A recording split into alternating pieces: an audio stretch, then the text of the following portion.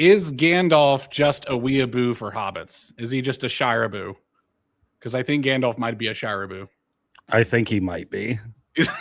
He's smoking the pipe and everything. He's sort of acting like him. He wishes he was a 3 foot tall fat man.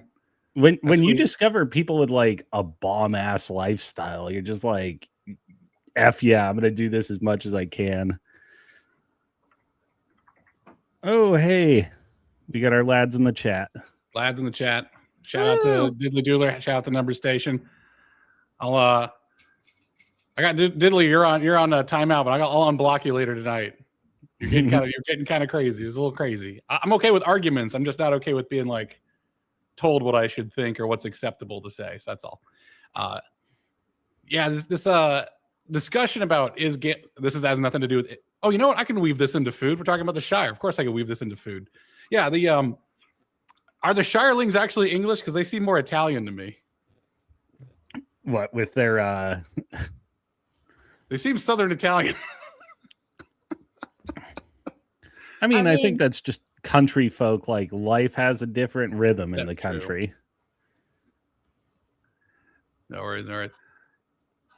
Yeah, you know what? You got a point because rednecks are everywhere. Like you take a Slavic redneck, you take a Thailand redneck, you take an American redneck, you take a Buenos Aires redneck. They're all doing the same shit. They're all tricking out chapters and stuff. Mm-hmm. No, yeah. I mean, when I first visited the Deep South, going down to Arkansas, it's like the rhythm of life is going to be real different down here. So prepare yourself for it. And it was wait a minute. Arkansas, the Deep South. It's about as south as you can get, isn't it? Other than Florida, right? Is it not the Deep South? Are we doing a tier? Are we doing tiers for how southern you are? Yeah. You're gonna tell me that Texas is not southern next. Get benign in on this. Is Texas southern? Texas is his own thing. Texas is Texas. I'm with Luna on that one. Texas is Texas. Sure, everything's Italian. I want to go visit the Shires. I'm going to come to England at some point. What's up, Samson? It's been a long time. You went to Japan. Hey, speaking of Gandalf being a Shiraboo, we got a proper Japanophile here with Samson. Southwestern. Texans are Southwestern. My gosh. Every point of the compass.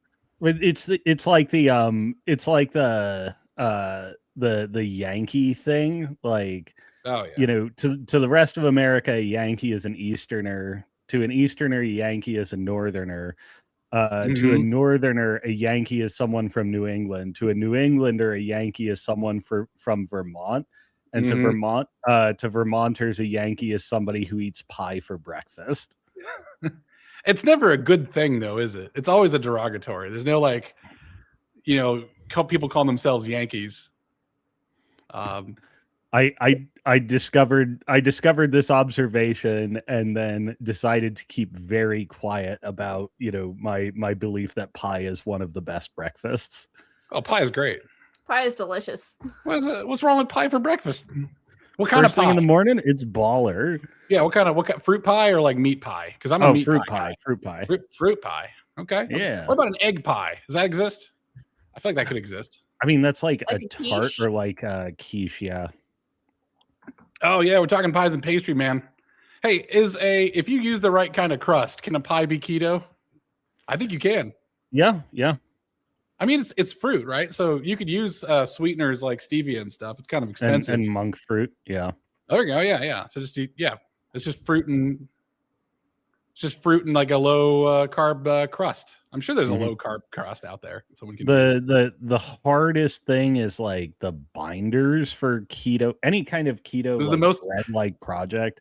Like they're you know, essentially they're never self-rising, and binding the materials you're working with is very hard. Like everything has to be some kind of like semi-solid emulsion. Right. And the protein strands are what gives it some binding power. That's why bread flour has more protein in it than all-purpose flour. It's like because that's what makes the strands that give it the sort of dental quality to it and binds it. So I feel like that could be done. I mean, I mean, you could always also just cheat and make a crust out of cheese. Like you just take layers of cheese around the pie pan, let it melt. Oh, I've been doing that. I've been doing that with my eggs lately, so it gives the egg a much more like firm, crusty bottom. Mm-hmm. Take that out of context, and then I put on some bread and then toast that. It's been pretty damn good. I really like the Marco Pierre White egg technique. It takes a while. Like it's a half an hour scrambled egg. Jesus. The method for detection is if your pan is hot enough that you can't comfortably rest your hand against it, it's too hot. Oh, okay. Yeah. All right. So it's low temperature and constant agitation. It takes a while for the curds to form, but they're very, very fine, and it's almost like an egg spread. It's really a wonderful texture and like great flavor. That sounds really weird. It's one of the things when like I wake up at 2 a.m. and need a snack and can't get back to sleep until I get one. I'll go like just sit in my underwear in front of the oven and make a Marco Pierre White scrambled egg, put it on some toast. Oh my gosh. We got free gluten-free biscuits and gravy. Yep. This, by the way, the pie discussion has gotten us more activity in the chat. I think pies it'd be so funny if food became like a hyper controversial thing that we have.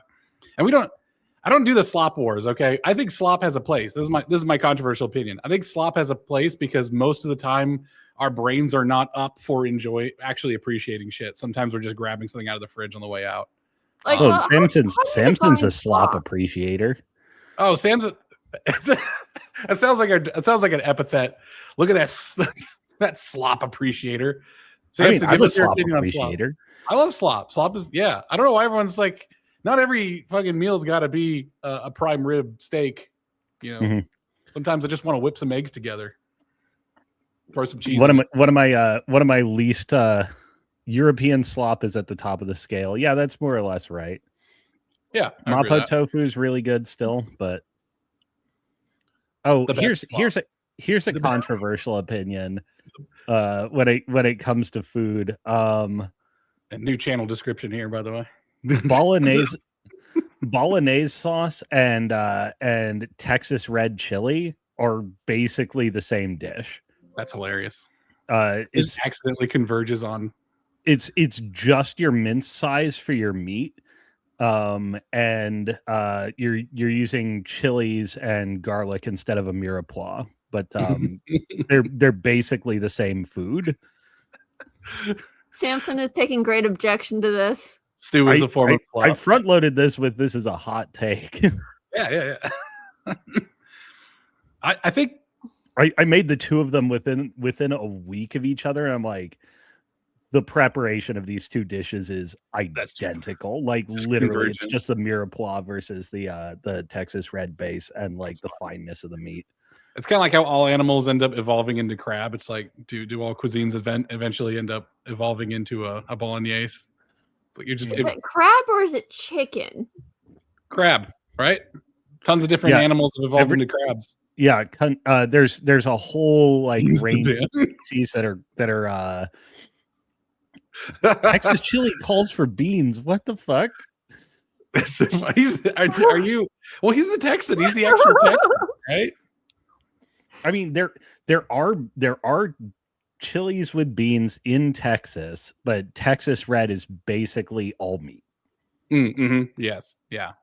I'm smoking bologna though over here, which also sounds like something you take out of context. But no, I am actually. I almost want to take beans. Bologna is essentially solid slop. Yeah, that's what I'm saying. Is like, I would love to have an educated slop cookbook or something like that, where it's like these are very low-born things that you can do to make them really, really good. As I was saying behind the stage, is like my theory is that a lot of French cuisine started out very quaint country or just desperate, like this is poor people food, like eating snails and stuff. But they did it really, really well. They did it kind of like the Japanese do, where they just take something that's very simple and not necessarily their choice, but they start making it better and better and better until eventually becomes an art cookery at the group. Yeah, the blunted UK knife. I think it'd be. Are you guys allowed to have cleavers over there? Bologna, egg, and cheese are great. Yes, but egg should be in most sandwiches, in my opinion. I I think don't even egg know if you're belongs. allowed to have cleavage. I'm sorry. What's that?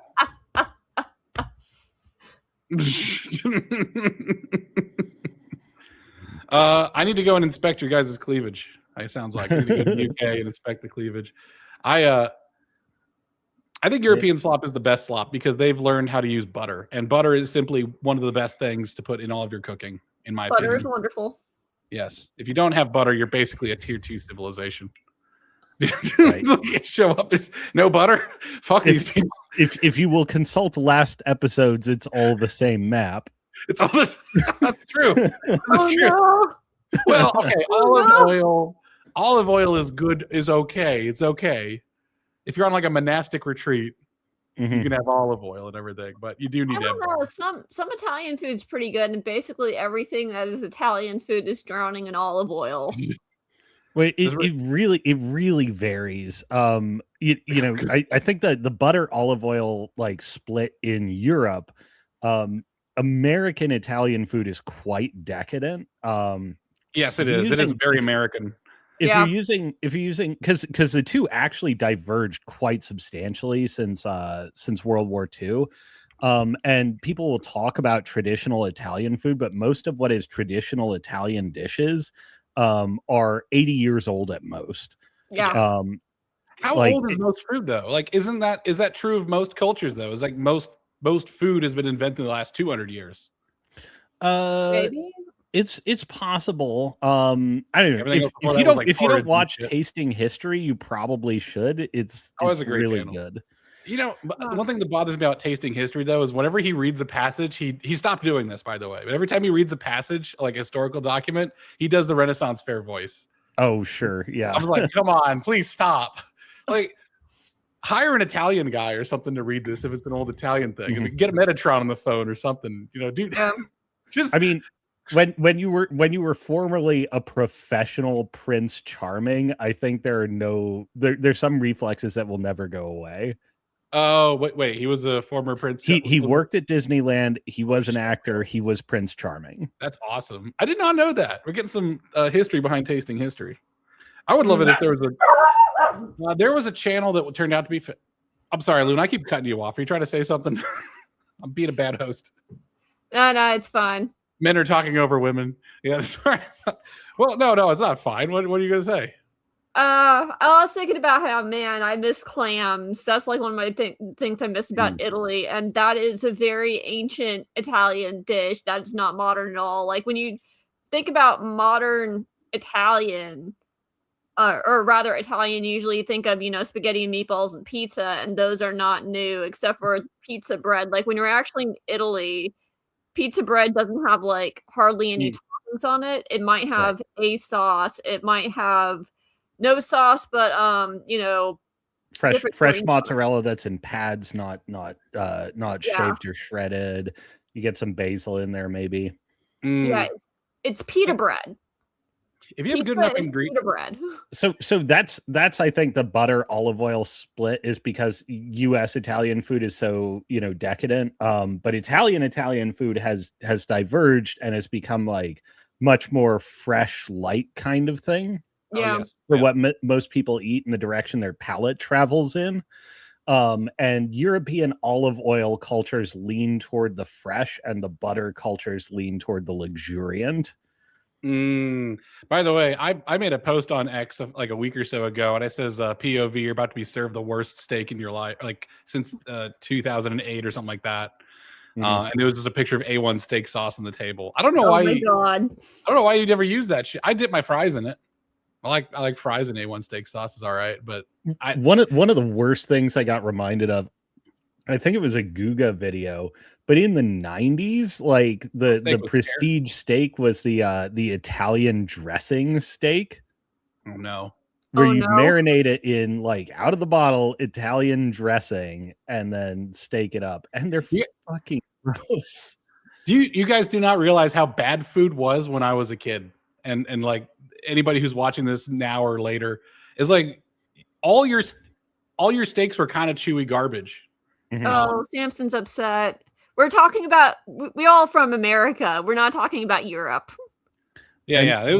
The food was pretty bad in America until the millennials hipstered it up. One of the good things is like, I mean, you can make fun of the millennial burger place all you want. Oh no, yeah. You're about to pay $20 for a burger, but the fact of the matter is, like, it's a pretty good burger. Accepting some, like, legacy heritage burger places, like, modern hipster burgers are significantly better than you would get in the past. Yeah. Yes, it was pretty. The Five Guys was like a huge deal, I guess, when it came out. I mean, if you watch the Fat Electrician, one of my neighbors married one of the Five Guys. Oh, really? That's awesome. There's only. Well, the funny thing was, like, Five Guys, their owner just went after making a good burger, and that was like revolutionary. Now he has a chain of like, yeah, let's just do it well, which is something to tell you about the time. You know? So, one of the things that gets me about Jack Posobiec and the whole, like, return to how it once was is kind of this. It's like, yeah, back in the day, they had this bright aesthetic that, really invited children, and there's something nice about that. But at the same time, the food was trash. Yeah, I don't know what. So, I mean, you're talking specifically about Pizza Hut nationalism. Yeah. That's something I can really get behind, honestly. Pizza Hut nationalism. Well, it's about the atmosphere, It's like you're out for a meal. It's a big deal. It's about the atmosphere, and also, like, Domino's back in the 90s had a reputation for being like shitty cardboard garbage, and they went through a major affirmative push to improve their recipes and like tell the public, hey, we're not shit. Pizza Hut traded places with them. Pizza Hut used to be genuinely very good. Yes, it was. The crust was excellent. The ovens were like proper ovens, I think. It was awesome. You had a Street Fighter arcade machine and a Q*bert machine. I need more. Yeah, I need more places to go when I am. All right, this is bad. I need more places to go when I have a night to waste. You know what I mean? It's like, I need plans pronto. These places made it actually really easy to socialize with some friends, because you could just say, like, okay, we're doing Pizza Hut. Yeah, everyone says yes to Pizza Hut. And now it's kind of like either the Waffle House or the bar. Yeah, it's depressing. It's kind of depressing. Like, I don't want to go to a dive bar necessarily. I don't know. There's not really a place for children to go either, like the Blockbuster stuff, the arcades stuff. I'm very much a guy who's like a boomer coded pull yourself up by your bootstraps thing. Like, that's just because that's my response to people complaining. Because I'm like, you got to do something, man. You got to do something. Okay, here's something that gets me. It's also bad out there.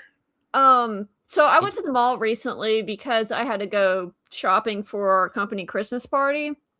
And one of the things I noticed is that, number one, a bunch of the stores shut down. Number two, only the stores that survived were selling teeny bopper clothing. All the arcades were gone. All of the fun things to do were gone.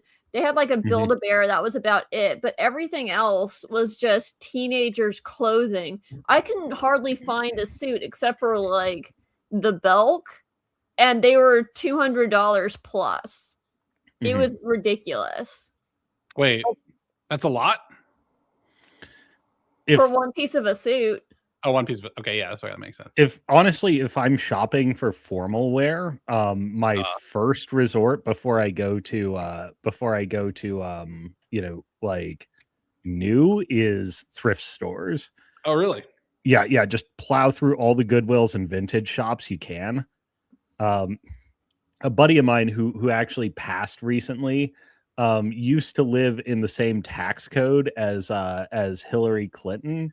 Oh, dear, that's some good thrifting. Then he would find the sharpest drip going to Goodwill. That's so funny. Like, he had an Armani suit that he got for $15. Wait, what? That drip of the drip of the rich and famous, just going in there, getting thrifting. That's awesome. That's amazing. By the way, sorry, I'm looking at this Riverside FM a little bit here. I got to put this out of my face because I really hate StreamYards and I want an alternative. Yeah. I was actually going to try. Yeah. Just to come back to Samson's comment here, there is nothing on a Cracker Barrel menu that entices me. So I've said this in the past. Southern food is like a fusion of French and English food, with like a complete abandon of any sense of restraint or proportion. Yes. Like Yeah. this is if you love French and English food, this is the food where you've completely given up on your body image and have decided, like, if I become fat, I become fat. Well, Hooray for the South. It's originally like high calorie peasant slop for working. No, like, yeah, it's hard working. You're essentially eating like horse feed. So no. Cracker Barrel is one of those places that's like really fallen off in terms of the quality of their food too. But it's biscuits and gravy. And biscuits and gravy is such a great recipe too, because you actually don't need to concern yourself with measurements. It will tell you when it, like, the ingredients will tell you when it's done right. So like you start with some breakfast sausage. You put it into the pan over medium heat, break it up into small pieces. Once it gets brown, like all the way brown on the outside, it's ready for the next step. The next step is add flour until all the grease is gone, until it's completely dry. Cook out the flour. Once the flour is completely cooked out, you add your seasonings, throw in some sage, some rosemary, some thyme, lots of black pepper. I also do a bit of cayenne because I like mine on the spicier side. And then you just keep adding dairy until it's at the appropriate thickness and volume. Like, you literally don't need a recipe for it, and it's so good. For the record, for our English listeners, when we say biscuits, that's not cookies.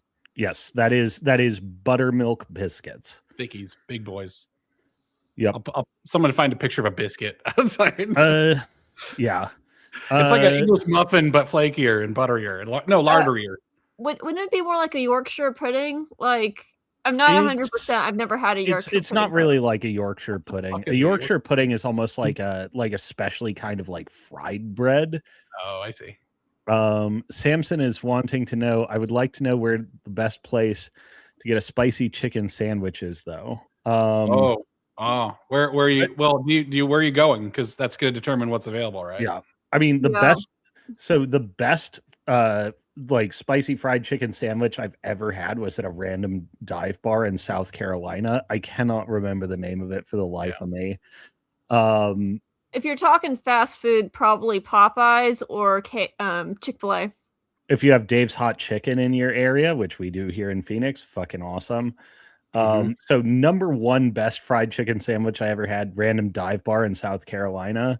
Number 2 and 3, I don't know the order, in the San Francisco Bay Area. Naked Lunch in the financial district, just south of Columbus. Sadly no longer exists, but they used to be fucking amazing. The other best one is over in Oakland on 51st and Telegraph, Bake Sale Betty's. The shop is open for 3 hours a day. It is walk up, carry away, 5 days a week, and there's always a massive line around the corner, and it's worth it. I used to live like a block from Bake Sale Betty's, and that was like one of the best creature comforts of life. Benign, those are fighting words. I would second to go to Nashville just because it's a fun town to party in. It's a very surface level kind of town. Yeah. The Nashville Hot is a very different chicken sandwich from what most people consider a fried chicken sandwich. Like, okay, yeah, you batter and fry chicken. But the seasoning or the sauce that goes on a Nashville Hot is another animal entirely. I mean, how spicy do you want to be, by the way, Samson? Because like America, we've got strata here of spiciness. Yeah, you want to talk about Louisiana food? Ooh. What do you think is the best spicy chicken sandwich then, Luna? Who's got it? Who's got the juice? God, I don't even know where to start.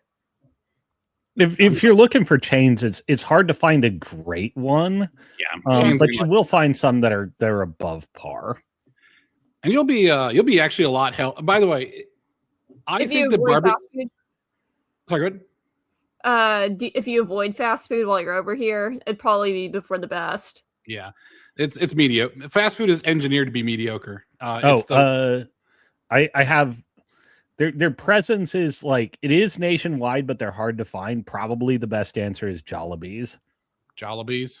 Okay, Mhm. I'll look them up.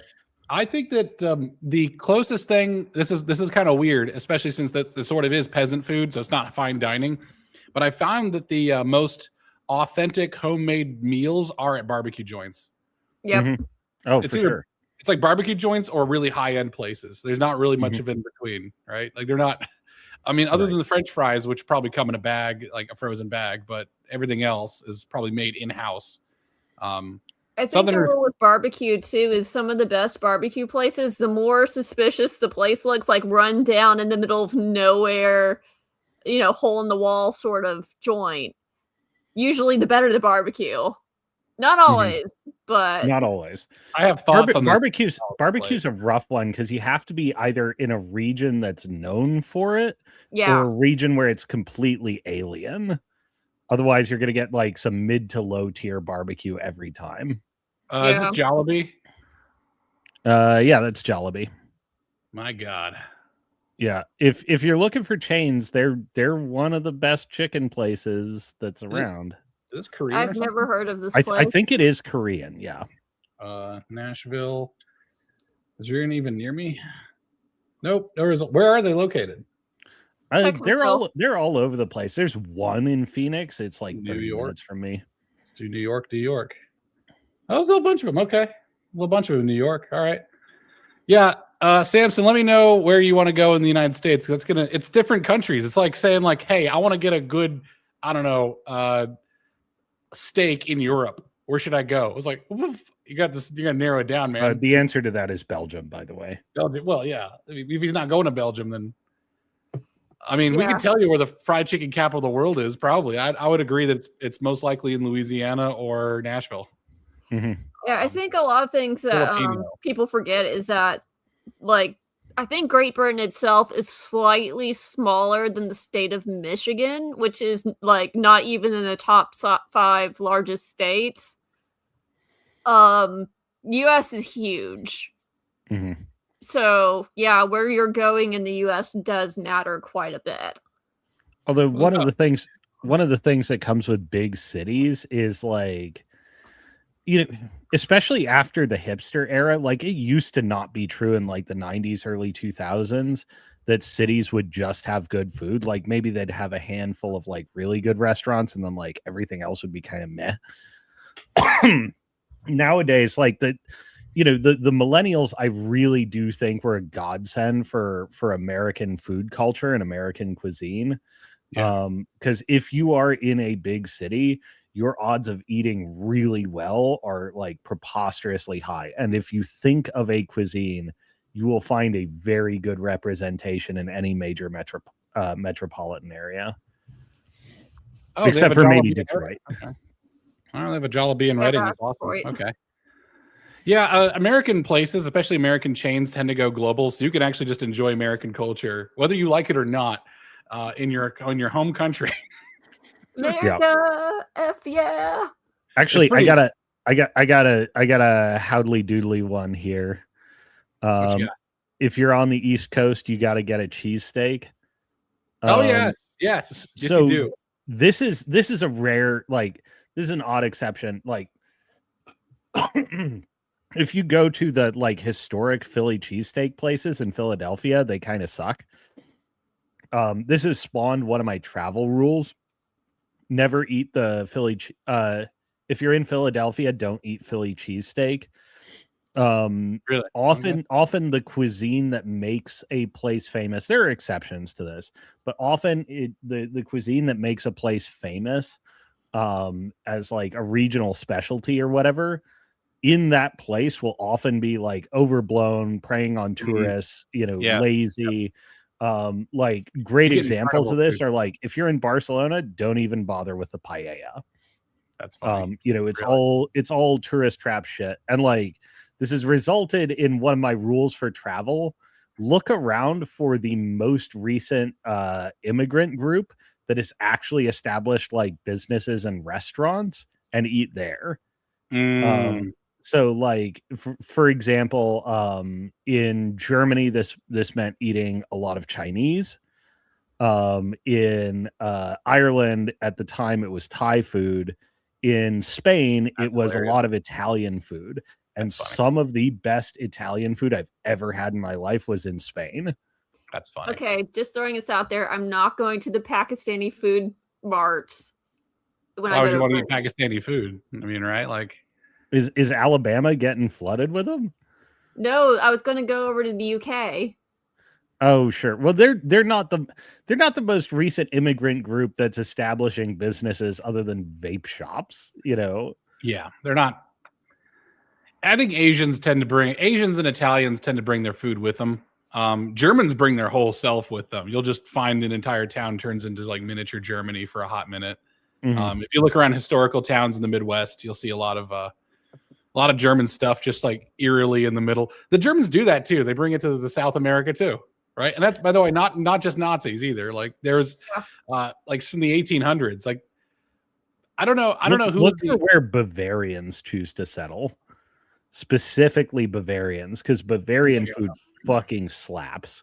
Yes, yeah, dude. I'm so sad. We have a really good Bavarian restaurant near my house, and they had a fire, and they've been closed for months, and I'm just fucking dying to go back. Oh, well, Germans have staying power. Like the Germans are also the Amish. Mm-hmm. Yeah. Oh yeah, absolutely. So it's funny because the other day I went down to Coleman and they were established by the Germans. They were having a German Christmas market. That's so funny. Oh, just one other offering for anyone who is coming to the U.S. or doing a tour of the U.S. The don't eat Philly cheesesteaks in Philadelphia rule also applies to Chicago deep dish. Yeah. Like Pizzeria Uno and Pizzeria Due and, you know, the other competitors for inventing the dish, like they're decent. But there are places elsewhere in the US that do it much better. Like when I was living in the Bay Area, there were two pizza chains like Zachary's and the Little Star chain. Little Star is slightly better. Zachary's does better like thin crust, but like both of these restaurants, like Little Star is better than Zachary's, but you know, they're both good. Like they would beat the pants off of any Chicago deep dish pizzeria, like the famous ones, the ones that you go to if you're in Chicago. These random local chains just blow them the fuck out of the water. You want to go low. Yeah. You know, I want to modify. Can I modify your rule? Tell me if this actually works or not. Okay. Yeah. Just eat where the locals eat who are, and it's about cultural engagement. There's some, I can't quite state it. Look, but it's like, look for the gourmands and follow them. Yeah, because the cultural engagement is going to be really high for a minority group that has formed a small community. So they're going to blow up whatever their food is, and it's going to be really good. That doesn't necessarily mean that an established majority group doesn't have great food too. It's just how in America, it kind of depends on how engaged people are with their actual local culture or not. Barbecue places tend to be really good, even though it is kind of what people are famous for. Now, chains, like you said here, benign here. Oh, like bye, sometimes. You got to go, Samson? Sleep time, man. His ass got to go to sleep. It's like almost like midnight. Yeah, man. You got work tomorrow. All right. Good night, man. Adios. Best barbecue, Texas. James. Yeah. So there is good barbecue. Yeah, I guess what I'm saying is like the overhyped or touristy places are always bad, and I would agree with that. Right. I've never eaten at a tourist place where I was like, that was nice. It was just always kind of shit. Yeah. So barbecue is an odd duck because you can have shit barbecue in the US and it's kind of hard to tell. Like generally the divier the better, but it's not a perfect proxy. I've actually this is the one thing millennials do suck at is every time I go into like a very millennial coded barbecue place, it's absolute dog shit. And then those portions are always way too small. I'm like, where's the rest of it? I mean, I did go to a millennial coded barbecue place in Las Vegas and it blew my socks off. Really? Okay. We had one that closed down around here. Wait, so the thing about barbecue, and I think why it by and large escaped, you know, sort of the food blight of the before times like the 90s and back, is like French food, like Cajun food, and often like Southern food. Because like my experience of restaurants growing up in the South was not nearly your experience of restaurants in the 90s. Oh no, I was in Maryland. I was in Maryland for the 90s. It was. I was also poor. Maryland is like technically, definitionally part of the South, but I wouldn't Yeah. really consider It was captured. It was captured. It was like it's like a princess who got kidnapped by the opposing kingdom and raised in that kingdom. It's like technically, yeah, she is from the origin, but like she was kidnapped. She wasn't. Yeah. She's a hostage. But barbecue sort of escapes that like cultural blight because it is a very technique forward discipline of food. And the thing is, like, brisket, you know, one, there's market manipulation in beef prices in the US, and beef is, you know, I want to talk about that. I want to talk about that. I hate that shit. Beef has an artificial market choke point right now, but and brisket has become a bit of a prestige food, but it used to be the poor people cut, like, because it's full of collagen, you know, difficult and time consuming to cook. You know, it was one of those like trash muscles. It's the French thing, though. It's the French thing is you get this trash cut and you make it like world quality. It's a poor people thing, because poor people food will often consolidate around sort of trash cuts. So like in the early 20th century, brisket was, and it still kind of remains, like a roast brisket is a quintessential American Jewish food. You know, because it was urban ethnic poor. It was for the poor. Yeah. Right. And it's amazing to me, by the way, how historically ignorant American blacks seem to be, and, you know, claiming essentially all, like, you know, Southern like picnic foods as their unique cultural heredity. And it's like, nah, it's because you lived in a weird deformed aristocracy and you just happen to be in the poor section, but like 95% of whites ate exactly like blacks. Yeah, exactly. If you listen to gospel music, it's actually just Irish music. Yeah. It's just Irish choirs. It's like, fuck off with that shit. Do you think any Africans sound like gospel? A little bit, sure. Yeah, it blends. But like most of it that actually sounds good is Irish. It's Irish as fuck. So there's all gospel music. It's like, I love gospel music. I love blues. Okay. They're great. Do not pretend you guys made it in a vacuum. There was no like black nation, sub nation of America. You were part of the melting pot, whether you liked it or not. That's what being poor is. We was rednecks. Yeah, you were rednecks. Join the rednecks. Rednecks love you. We're going to give you guns and land and teach you how to also not trust the man in Washington. That's what we do. People also forget that there was like a major ethnic divide, particularly between northern urban blacks and urban blacks in general at the start of the 20th century, and for like the first, you know, half of the century.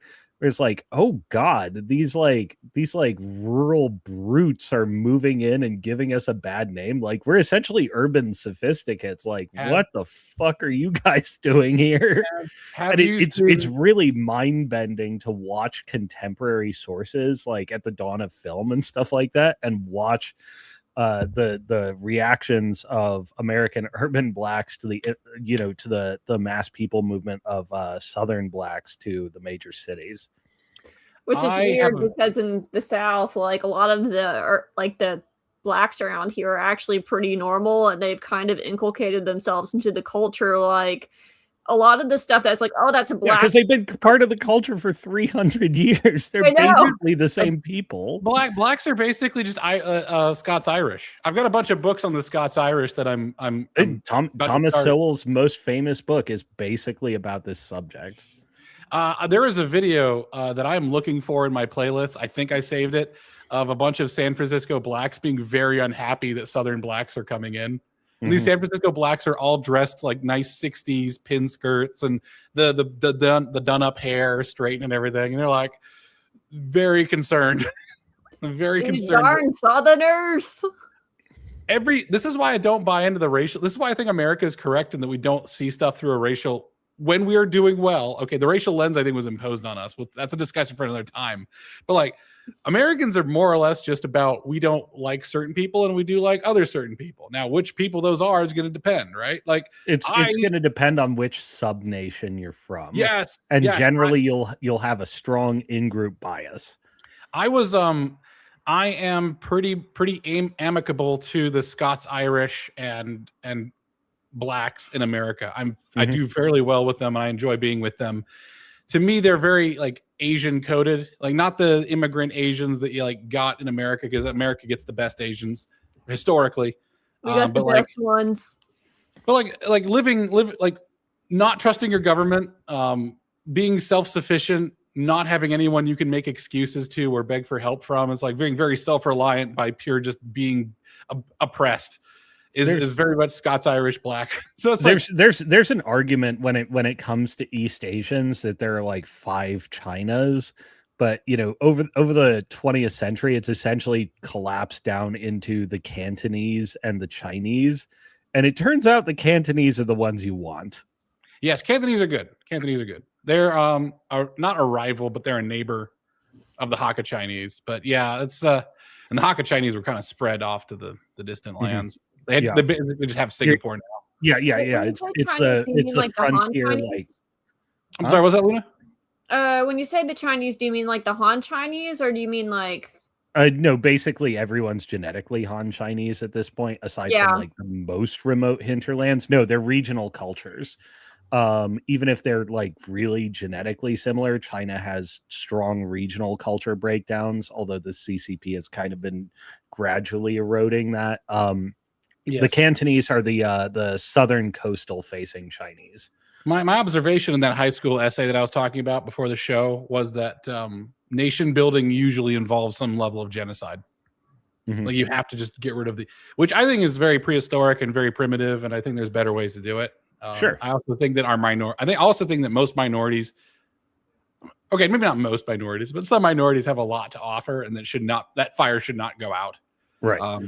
Something like break glass in case of like I need some epithet right now, like break glass in case of I need Scott Besant or somebody, someone used one of the books that was like for me forming this culture tech stack, and that it really is like most of what's going on is, in the difference between people's ways and customs, that really shaped my views is a book by a guy called Franz Oppenheimer.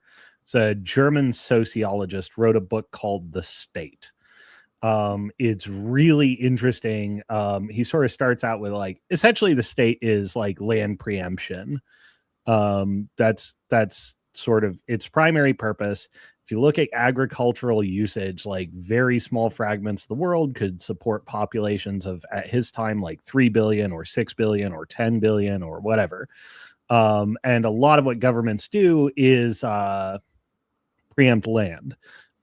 Formalized, centralized states have their origins in sort of, rather than being pastoralist or hunter-gatherer, they have their origins sociologically in drovers who conquer other peoples, and things like, the tech stack essentially starts a genocide. Like you conquer an area, you kill everybody there because you want it to be there. Slavery was a major technological innovation over the previous best answer, which was genocide. And he describes moving up the hierarchy to like associations of free people, essentially because we're iterating on this technology of social organization, especially around land preemption. This is why I'm against the English Empire, like imposing freedom and getting rid of slavery for everybody.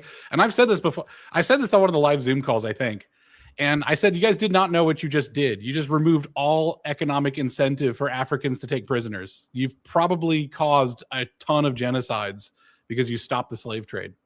I mean, if I'm going to furnish an answer to that, that's like not politically correct, but like, yeah, go for it, man. Whatever. For countries where that would be the case, for cultures where that would be the case, the humane thing is that they should not be self-governing. The humane thing is to conquer them. Like, oh yeah, absolutely. If that's the cultural implications for them, they cannot be allowed to rule themselves. They are simply not responsible enough to do I agree with that. And I agree with that. And I'll say that the English Empire's main sin was it chose neither of those options. It didn't choose to either embrace the savagery or allow the savagery to be in its own stable form at the highest tech stack it could be, or okay, allow the primitive culture to be at the highest tech stack that it can be at under its own weight, own power, or impose and then bring in the power. The problem with the English Empire is they just had a lot of holdings and they didn't have the stomach for it. Well, it's also like one of the things like the British Empire expanding the way it did is like, hey, we're just going to come over here and you know, essentially run a resource business, like tapping some kind of resource business, because we can do it much more effectively than you, and we really fucking want these goods. Yeah. And essentially the natives couldn't leave well enough alone. Like, oh, okay, these people are actually getting what they want. Like, let's attack them or try and expropriate them. And the British are like, man, don't make us fight you. That's gonna suck. And then like small handful of British fucking roll them and like, well, shit. We really wanted this resource operation, but now we've inherited an entire subcontinent. What are we supposed to do? Correct. Exactly. America chose the other option where we just flattened everybody. Like, luckily it wasn't really our choice. It was just disease. We're just really fucking filthy people. Well, I mean, on our home continent, yeah. I mean, America abroad is like the worst hegemon most of these places could wish for. I think. Okay, this is an interesting thing. I know this discussion's pretty light. We're gonna go to a heavy spot. Maybe we'll probably do it very lightly. I mean, there's a segue here into we have the recipes. Well, we have the recipes, and I think the new. I don't like some of the things that some of the comparisons that are made with like America's future and America's past. I think we've crossed a Rubicon where the past is no longer indicative of our future.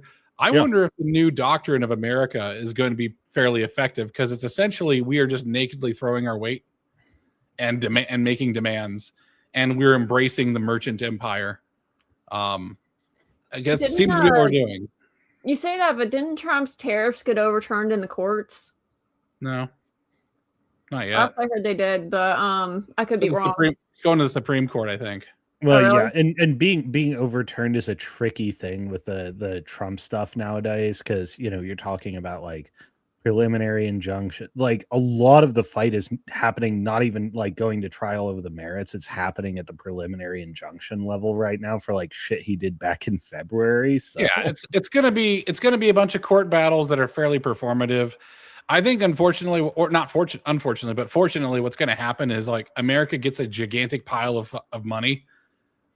Everything's going well enough with the system that's running, and it becomes the new normal. And if you try to overturn it, it's just not gonna. It's gonna just continue to be embroiled. If it was the Supreme Court can't actually overturn what he's doing without bankrupting the country. Essentially, because the revenues collected are so fucking high, it would be impossible for us to pay it back like in repayments.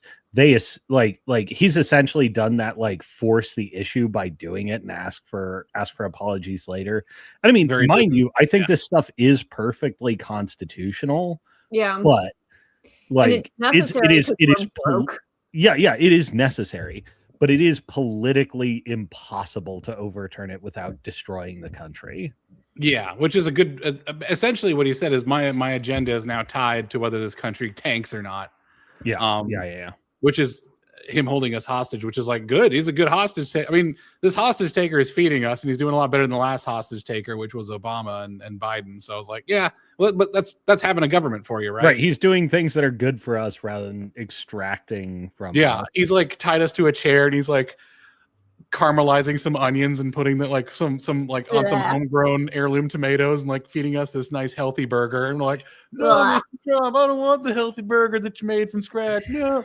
Like, we're gonna eat the fucking burger. That's just what we do. It's good for us. You hit a tripwire for me. Tomatoes are aggressively optional on burger. Oh yeah, they're very. Onions. It's your burger, man. Have it your way. Our onions. So onions. I don't give a shit about tomatoes. I will die on onions though. You want some sort of vegetal sweetness in a burger that can come from ketchup. That can come from caramelized onions specifically.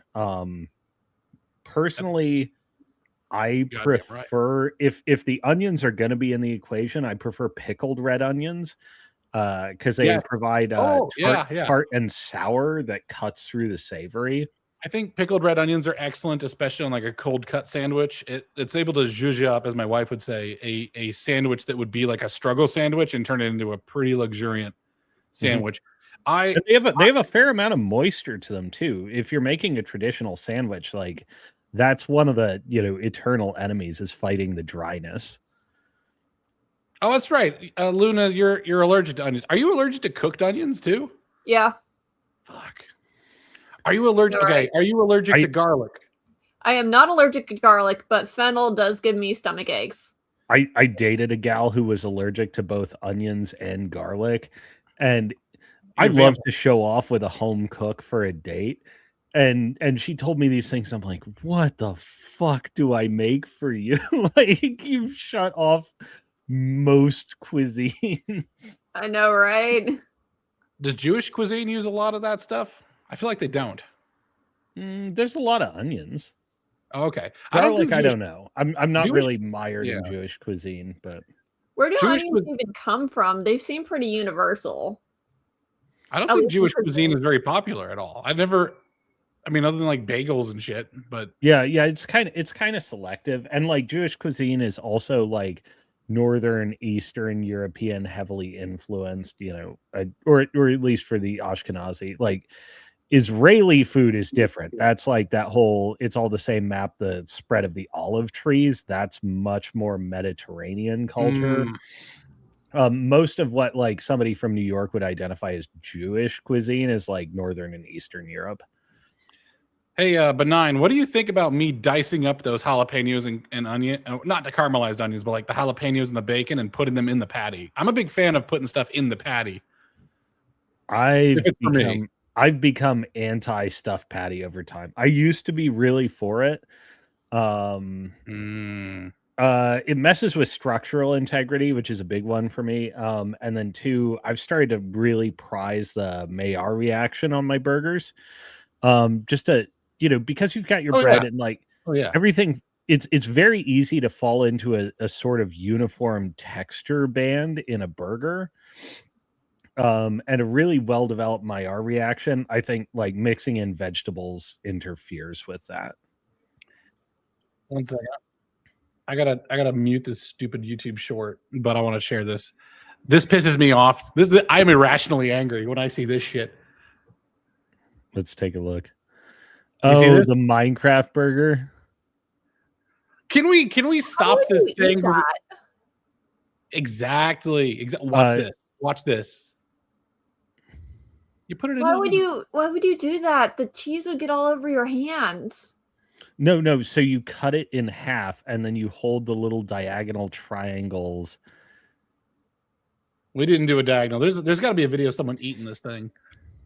Fuck's sake. It is a stupid form factor. I'm so sick of unedible burgers, for God's sakes. Like, stop with the tall burgers. I'm so glad people stop with the tall burgers. That shit was. Well, that's also why I skew towards smash burgers. Is one, you're maximizing Maillard reaction, and why another part of why I don't do veggie mix in, is it allows the beef to sing as its own ingredient, which it can do really well. Oh yeah. Another, I don't know that this is a hot take, but like. This is you son of a bitch. This is a like try peanut butter burgers. What? I'll try it. I'll give it a shot. I'm an open-minded man. I'm a philosopher, okay? So one of the crucial elements to burgers and part of why I like the beef to sing is it brings its own unique savory, its own unique, flavor accents, and it's best if it's just allowed to pipe its own voice. Now, one of the most overlooked ingredients for a burger, like people like greens, roughage, tomatoes, all optional. Onions, you probably want some influence for like tartness, sharpness, disrupt the umami intensity. But one of the overlooked components is emulsion. Emulsion serves a flavor and structure function. So emulsions are waterproof, like hot dogs, right? Like those are an emulsion. Yeah. What emulsion emulsions are waterproof, and you want one for your bottom bun to preserve structural integrity so it doesn't turn into a soggy mess. Yes. Traditionally, this is mayonnaise. Mayonnaise also offers a great flavor component to it in that it has tartness. So again, it's complementing the umami. What you can do though. What you can do though is go absolutely crazy on umami, and instead of mayonnaise on your bottom bun, do peanut butter. It turns it into an umami blitzkrieg. Really? But you have to be very careful and moderate this. So like you need one more pickled ingredient than you're used to using. So you need red onions and pickles, and you need a tart burger sauce on top, like something that's heavily mustard admixed. And you need onions. But it's essentially like if you're attending to your taste balance, it's a burger intensifier. I'm just looking at pictures of burgers here. I'll be willing to try that. The thing I have about it is like no onion. Jalapenos. Diced jalapenos are a really good add to a peanut butter burger. Yeah, benign numbers with eggs. I like eggs, bacon, cheese on my burger with some. Nice You don't throw an egg on a peanut butter burger because then your umami just gets too intense. Yeah, the problem I have with the fried egg stuff is sometimes it becomes extremely runny and has a major problem with me actually holding this burger. The local place called Drake's has this Morning Glory burger, which is fantastic. It's like a breakfast burger. All right, I'm true American. I would have a burger for breakfast. Would you have a burger for breakfast? Yes. Can and do. Breakfast burgers is awesome. The I like the single symphony of. All right, so when I think of like an ingredient, I think of it as like a single instrument in what could be an orchestra, right? And sometimes having just a flute solo, it's like it gets you to appreciate the instrument, like the beef, a little bit of salt, a little bit of a binder, some breadcrumbs or whatever you want to put in there, just to get the consistency right. Whatever you add into your burger, right? I don't know that much about burgers itself, but for me, I add egg and breadcrumbs to mine, and I put a little bit of flour in too because that is like the mortar inside of the breadcrumbs brick that helps hold this burger together. But anyways, I just do pure beef. Just pure beef. Yeah. Pure high fat beef. I mean, you can use binders, which does help. It depends on the thickness, honestly. And I'm at the point where like I essentially want the Maillard reaction to be my binder. But if you're doing like the thick, 1.75 inch burgers, like you probably use a binder on that. So anyways, the single instrument can sing. It's beautiful in a solo. I do like the medley though. I do like to have multiple instruments, but not too many because it sounds like a mess. So for me, I would have a like pepper jack avocado burger. Although to me, avocado is more about texture and like fullness, which you could just get with an egg, I think. They're both ingredients for like the core flavor you're really going for is essentially pure fat from the yolk and from the avocado, and then you're mostly just working with texture at that point. One thing you can do with an avocado is give it a Maillard reaction, I think, though. It's a nice grilled bit. Ooh, I do not like grilled avocado. You don't? No. I've never had it. It's not the best, I'll agree, but it tastes like vegetal burn, which I really don't like. Oh, I do mine in like an oil, typically. I have to oil it pretty. Like avocado has its own oil, but I don't rely on it. You can't really. It's too much in the flesh of the avocado. Right, exactly. Yeah. It doesn't seep out or whatever when you start adding heat. So I have some of the best quality beef I think I can get without going to like world-class craziness because I just buy it from a farmer who has his own like blend of feed. So you grass feed the cow for the first like most of its life. In the last month of its life, you grain finish it so it's fatty. Exactly. He's got like this whole auger system. It's very futuristic. It's very neat. It looks like a shed with a bunch of pipes in it, though. So which I like the aesthetic. Do you have a fat to muscle ratio for your preferred beef? Call me old fashioned, just like 80-20. I've dialed in on like 27-73 is my preferred, but you can't really find it everywhere. Well, yeah. 70-30 is a bit too fatty, and like if you're doing a burger, it drains out way fast. Diddly Doodler's out here like proselytizing, man. You should be a missionary. I would love it. By the way, I would love it if beef. Imagine if butchers would just come to your door like a Mormon missionary, just like it's like. Or like Okay, the milkman used to come by. I want that in my life. I can't tell you how bad I want it. Could you imagine if there's just like a cult? That's what I think America should just be, a series of cults. The Shakers were the furniture cult. I want to be. Oh my god, you and your cults. Yeah, I gotta go on a little break here, but I definitely want to come in on this cult thing. So I'll be following along. Lay it, preach, brother. All right, we'll get you. We'll get you. Are you able to hear us? Well, all right. I'll recap if he has to. Yeah, it'd be amazing because I'm a big fan of religious sects. I have to say that very carefully. Dude, Cosmo's going to get a dog, and you got a dog there too. Everyone's got dogs. I ain't got a dog. Yeah. I got a cat. I got a lazy cat. Hey, Blue, the lazy cat. I'm sorry. Oh, you're good. My lazy cat. Oh, sitting by the fire in the aromatherapy candles. Oh, my dog was being pretty good. He was just laying there, and all of a sudden, he just like got bee in his bonnet and ran out the door barking. Doesn't like colts. The power of beef compels him. Which would be a hilarious thing if like knock on your door and you open it and they're just like, the power of beef compels you, and just hand you a burger. You're like, oh my god. It's like, okay. You're just sitting there like eating this burger. You're like Detective Halligan from Mystery of the Druids, just eating the meat while just listening, just mouth agape, just not even listening. Just like not even anyways. Yeah. I love it when a religious sect picks a vocation and gets really good at it. Like a Belgian beer makers in the monasteries, the Trappist monks.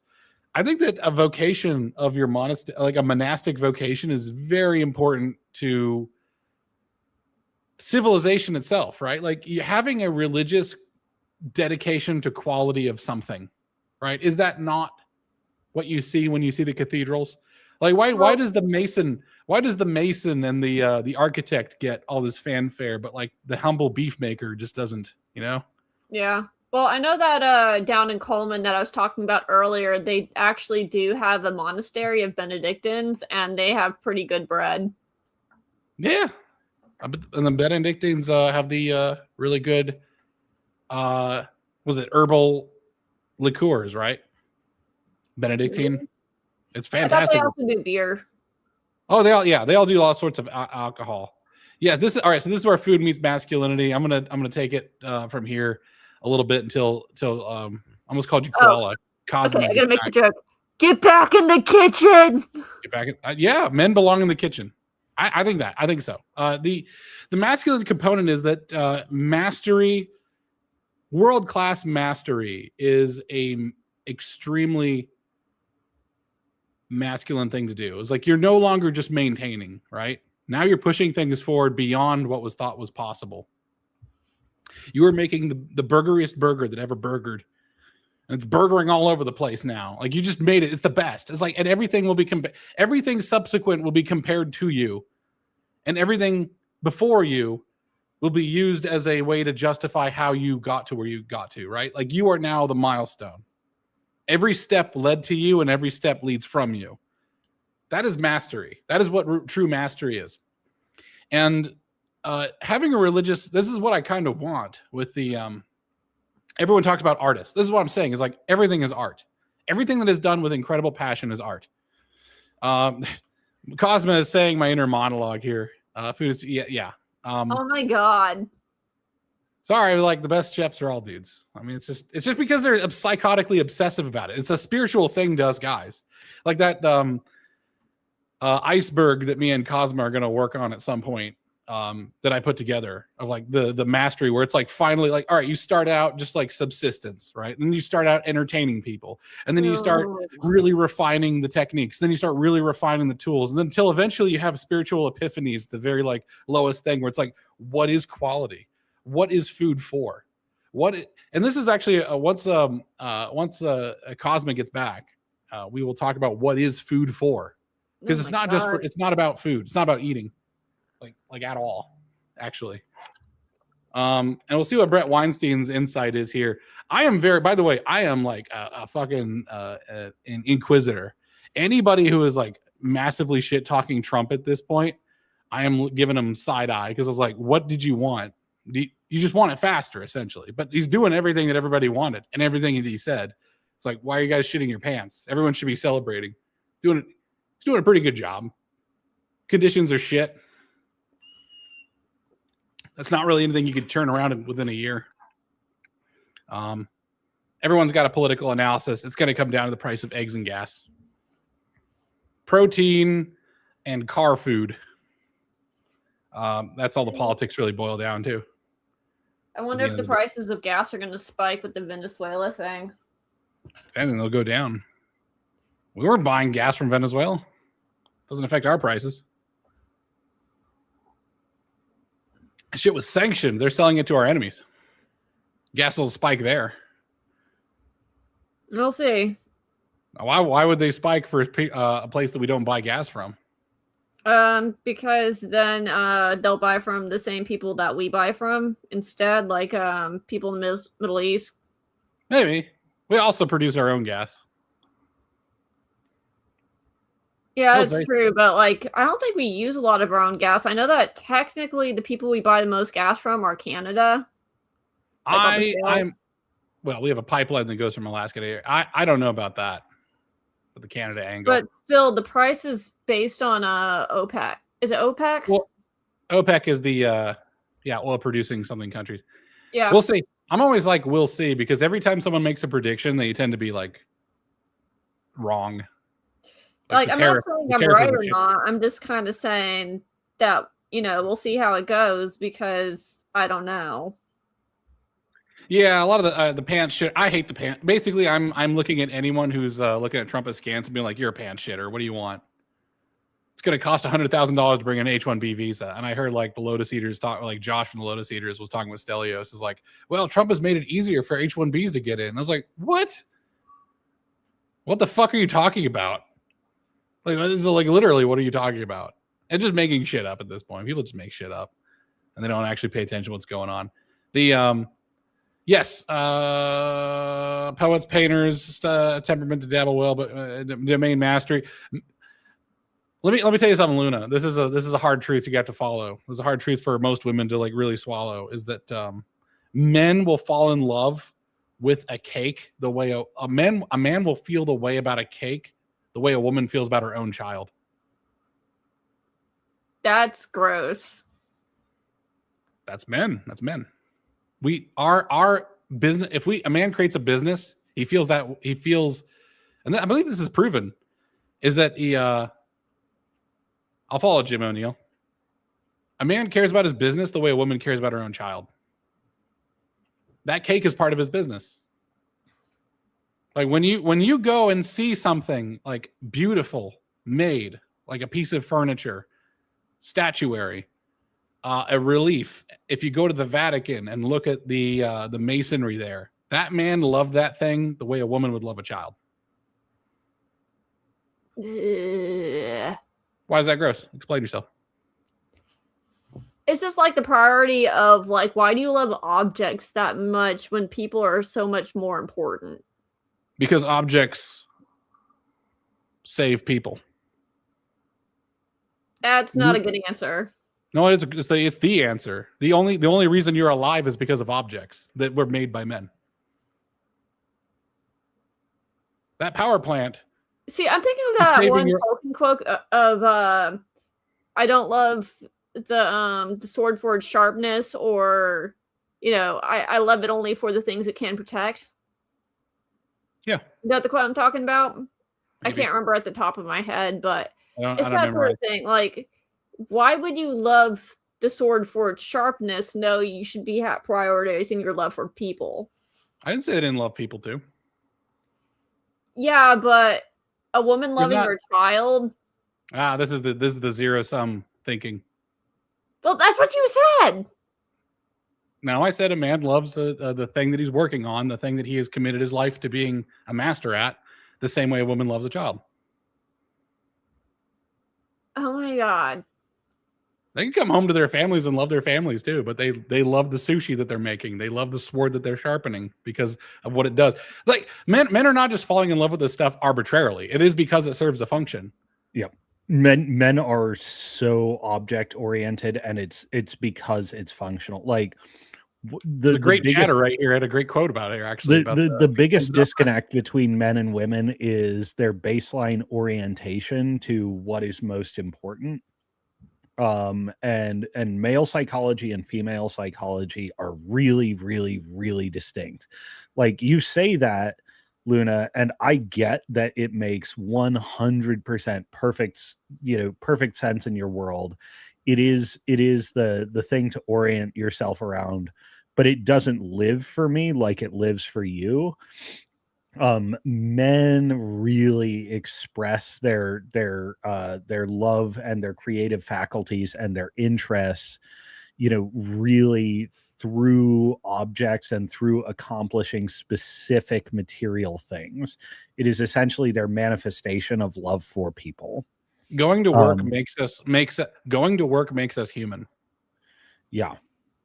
We are not human if we do not have our, and if once you get once a man gets a taste for being useful, it's amazing. Like to us, like the entire village is kind of the child. You know what I mean?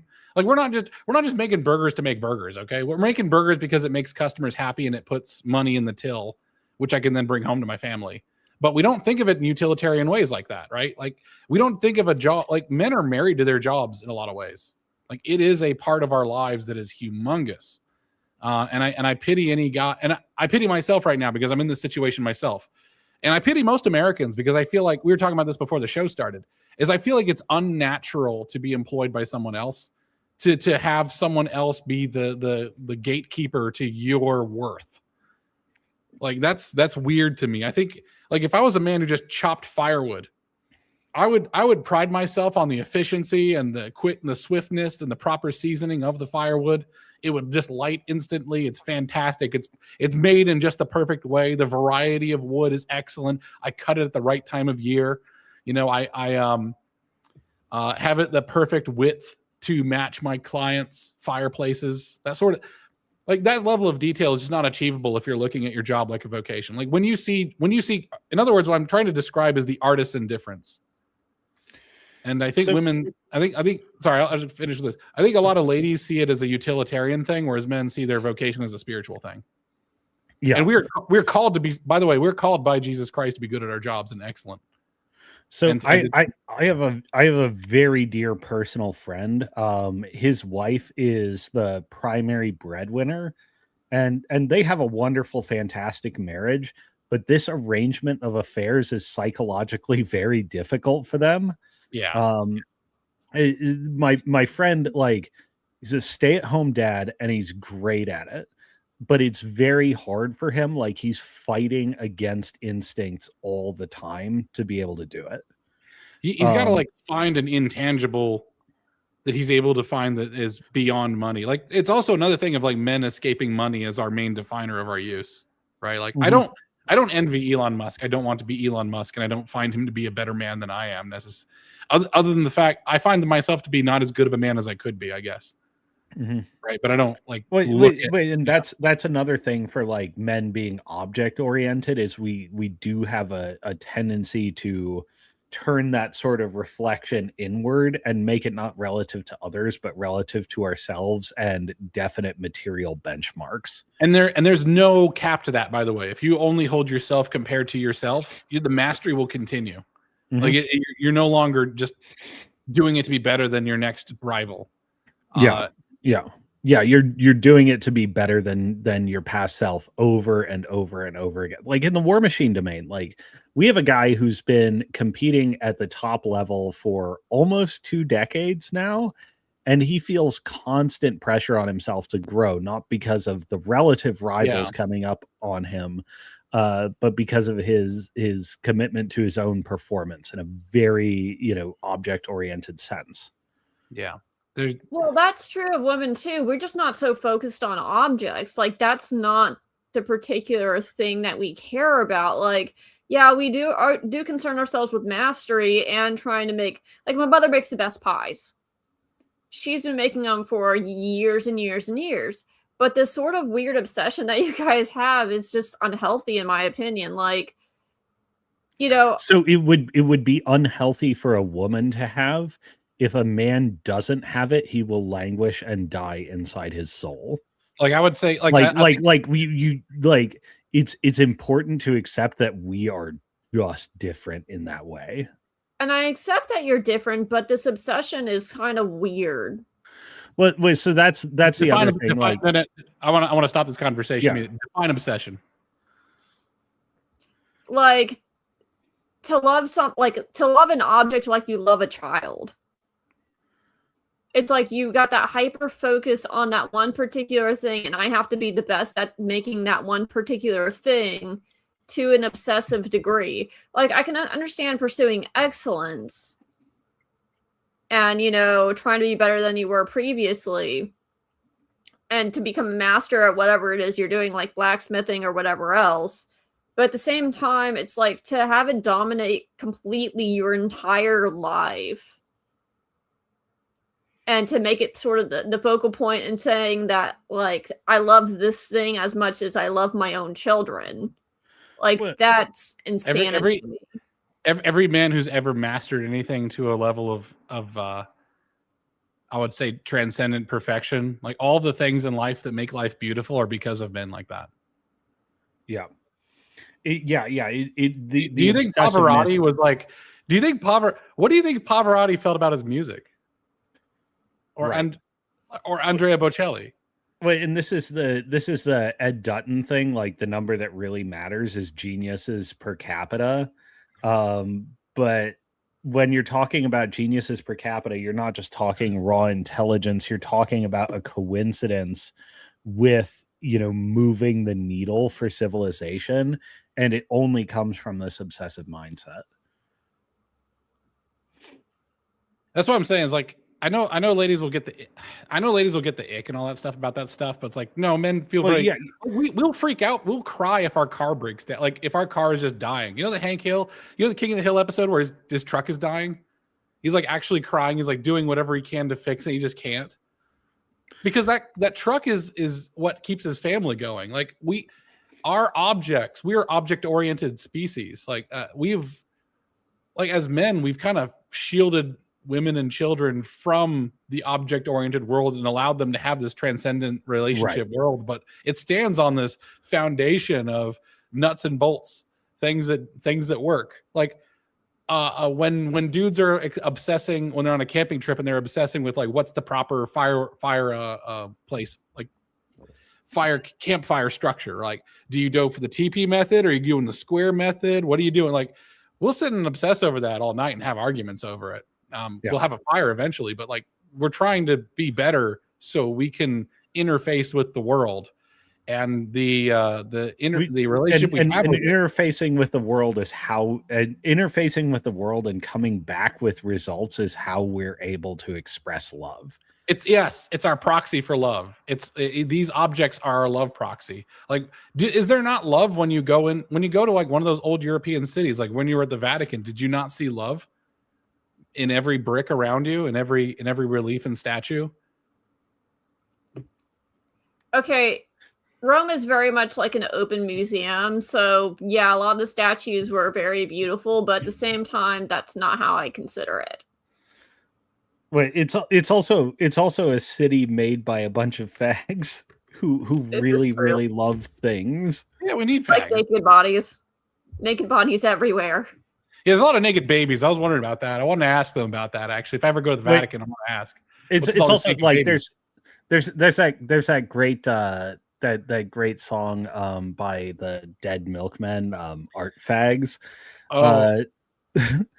They may be kind of faggy, but they're not necessarily actually gay. Somebody like Bernini or who's the if the world allowed me to be it, some of these guys were poon hounds, but if the world allowed me to be it, I would probably be the biggest fag ever because I am extremely picky over nothing, much to the terror of my wife. It's like I sat and like check the center of gravity of my forks. And I was like, this is unacceptable. Like the prissiest bastard in the world. Like if I'm allowed to just be me, right. I lose my fucking mind, and I will obsess over pigments of like slight shades. I was like, and people say like, well, it's a hexadecimal code for a shade. I mean, why are you obsessing? It's not about that. Real pigment has layers. You understand me? Real pigment has layers. When the light plays off of it, it has a texture. Paint has a texture. Paint has it's an emulsion. It is a mixture, okay? It has depth beneath it. That's what makes a painting and not a fucking JPEG on your computer. And it's like people are looking at me like I'm crazy. I'm like, I'm not crazy. You're crazy. And I'm losing my fucking technically you're correct, and I understand that, but also, yeah, you're kind of acting a little bit nuts. I'm fucking crazy. Wait, so here's the thing: women get persnickety about about their appearance and about their the social impact they are going to make on others, what others are going to think. And over in a man's world, it's like, man, just throw on some fucking clothes and look good enough. It doesn't matter that much. So there's a wonderful Nietzsche aphorism, which I have expanded out because I think he hit on the kernel of something but didn't go broad enough. Nietzsche said, for a man and a woman to be friends, there must be a certain physical and sexual antipathy between them. Beauty and the Beast kind of thing of like, no. There must be like a certain measure of like, sex is just off the table. Oh, I see what you're saying. Yes, yeah. Otherwise, there is going to be a background sexual tension, which prevents a genuine formation of virtue friendship. Well, this is why abstinence was so important before marriage, and people abandoned that. It's like, can you actually date this person for months and months, maybe years, a couple of years, with sex being completely off the table? Because if you can't make that work, the whole marriage is not going to work. Wait, so that's not necessarily the core of it, although that's a valid point. What I've extrapolated from Nietzsche is, in order to have healthy relations between the sexes, they must have a sort of mild disdain for the perspective of the other. When you get like soy boys and shit like that, like you have them onboarding too much of the other's perspective. Yes. And worldview to the point where they become kind of disgusting. In order to have a manly man who is like attractive and appealing in the correct kind of way, he needs to be prioritizing his own specific masculine virtues above the feminine view of him. And, likewise for men, like for women to men. And if they if they try to take on board too much of the other's perspective, they'll either be revolted or find themselves becoming revolting. Only in older age is it able to cross over a bit. Like when you're the older, wiser one, like you've already, like there's a certain desexualization as you go into not your dotage, but like your elder years of like a grandfather is going to understand the woman's perspective better than a younger man, obviously. And he's going to be able to embody that. And they've reached a sort of homeostasis between the two. Like the woman is also like some of the most like masculine ladies I've ever met have been older ladies who've had pretty rough husbands who are like kind of badasses, because they've internalized that. They've learned from it. I think my wife has also learned that stuff from me. She used to be a lot more, in her words, like I think more prone to falling for things. And now she's much more critical. I was like, good. If you're going to take one thing from me, it's that you should be suspicious of people. Skepticism maxing. So the thing is, with Luna, what I would say is like, your impulse is good. In other words, that you have some certain level of disdain for the masculine way of viewing life. You do have to tolerate it, and you cannot like say it's wrong. Yeah, you can't seek to supplant it because, like, honestly, I think that men who are bitches, you'll hate their men you make. Yeah, and exactly, and that's part of the problem we're in is, feminism has been, essentially a female supremacist movement, and it's created a world that makes women miserable because essentially the men are not up to scratch being raised engaged in female supremacist ideology. Yeah.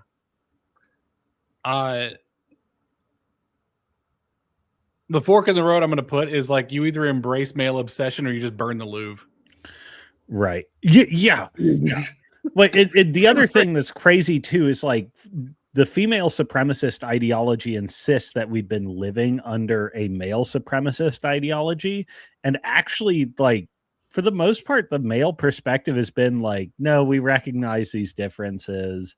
And, you know, we don't attempt to supplant one for the other, but we do like division of labor, you know, relative superiority division. Let me ask you something here, right? I am going to pop in here and share my screen.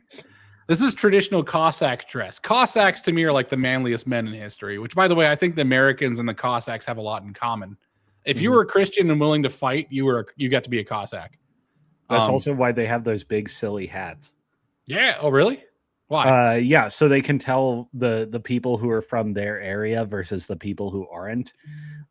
It's essentially a social signal of which tribe you belong to at the distance a long rifle can hit. There's a character which I love. His name is Yendrick from not Kendrick. Fuck Kendrick Lamar. Was it Hellish Court? He's a He's a Caucasus shepherd. Yeah, Yendrek. Sorry, very particular here.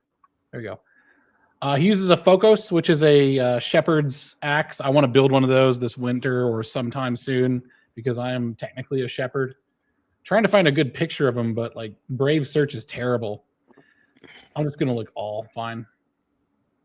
And yeah, Yendrick. Here we go. Yeah, I'm going to tell you something. All right, if it can give me like the full screen. Here's him. Here's him. Sorry if it's not like big enough, but a man does not dress himself this way. This man was dressed by his mother and his sisters because they love him. And because in history, like anybody who has like all this drip, this like Cossack chic, men did not come up with this stuff. Mm-hmm. Oh no, yeah. We've probably found the feathers, but we were like, hey, I found a bunch of feathers on the thing I killed. And the lady's like, oh my God, this is amazing. And they're like putting it on his hair and like trying it out. And he's like there just drinking something and just like, oh, this is great. I love these ladies.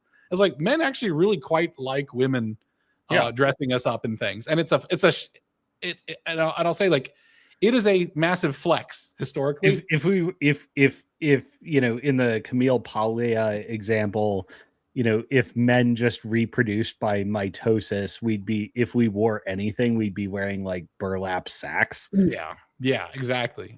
Camille Paglia, by the way, is like the great sage for the excesses of each sex and why they need each other. Okay, and she does come at it. Your bubble, but isn't this exactly the opposite of what you've previously been saying about men being the sole people that are the achievers? So here's the thing: Camille Paglia is very into the sexes need each other. Essentially, if the human race was either sex, you know, reproducing by mitosis, we would have never made it out of the Stone Age. Clothing is because women would be infighting too much, and because two, men would invent beer, Xbox, and nothing else. So to address, you're saying Luna, clothes are people oriented. Men build clothes for functionality. This is women's mastery because they adorn their men who they adore with things that celebrate them. So we didn't say that women are not masters of things. Absolutely. You're reading stuff we didn't say. So in object oriented disciplines, which most people mistake, clothes are objects. The thing that the clothes go on aren't. Oh, like, well, men don't decorate. So consider like clothes used to come from Mediocristan, not from Extremistan. I.e., they were not winner take all dominated environments. They used to be cottage industries. They used to be relative comparison. You know, this is sort of like, Ivan Illich sort of like homework. Clothes were women's domain for a long time, and then modernity hit, and you have like Tommy Hilfiger and stuff. And like when you go to Extremistan hyper competitive environments, the dominant figures tend to be men. Yeah, so You know, like if you're making a when line you're of pop acting culture, when you're acting much more from Mediocristan, and where where this social domain is not allowed to sort of hyper stratify and turn into this winner take all environment, then yes, the trend is much more set by women. Number Station, I'll counter that by saying that what looks good on you is selected by women, though. Unless you want to dress for a bunch of. Well, also, what looks good on women is selected by other women. Well, is it? Oh well, okay. So that might be a modern derangement. Yeah, I think men and women are supposed to select each other's stuff because we're kind of blind to ourselves in a world without mirrors. Do you know what it is? It's still selected by men, but it's men engaging in intersexual competition with women, and women are foolish enough to trust gay men. Yeah, gay men are the snake in the garden. It was actually a gay dude the whole time. It's just that. It's just but like, also, they're the ones that dominate the clothing industry too. Yeah, exactly. What we're saying though, Luna, is that like the extremes, when he says extremistan, it's like if there was a guy who made a clothing line of Cossack stuff, like Hugo Boss, like if you name all of the most famous clothiers, they're probably almost all going to be men because the men obsess over it. However, when you look at like folk dress that is made for this guy, like Hugo Boss is never going to make an outfit for this particular dude right here, but his wife will. And his wife is going to put a lot of care and love into it. This is not a mass market look. If I show up to the mall with this drip, it's going to look like I'm going to look like shit because she has selected it for his color, his beard, his I bet you this outfit, because I really like this picture, by the way. I just pulled this up. It's like, I like how his if you drew lines over his cheekbones here, you'd see how it relates to his hat and everything. It's like there's certain symmetries and things that just look good. Like the feathers here, the brooch, all that stuff, the furs. The fact that these shoulder furs actually complement his beard quite a bit, creating a bit of a motif. There's like fabric here. This is not mass producible, and nor is it world class. It's just world class on this guy in particular. Like, if I wore this, I'd look foolish. I think. It looks really good on him, and that's what I'm saying is that like for ladies, they make the world personal. You know what I mean? Like cookies, like mom used to make. Everybody's mom made Nestle Toll House cookies, but no one made Nestle Toll House cookies like mom. You know what I mean? It's the transcendent. Women are the superior cooks because we put it to the person. It's superior cooks for me. Gordon Ramsay will always be the second best. At the best, will be the second best cook in my life. But he's one of the best cooks though in the world. That's what I'm saying is that there's a life in the world. And the stuff that you ladies do, even if it's, I remember one of the best meals I ever had in my life was from a lady who I was dating when I was like way back in the day. And she made me like bad peas, like canned peas and like fish sticks. And the fish sticks weren't even cooked right. But because she cared so much and like she like set the place and worked so hard on it, I was like, this is a fantastic meal. And I love it.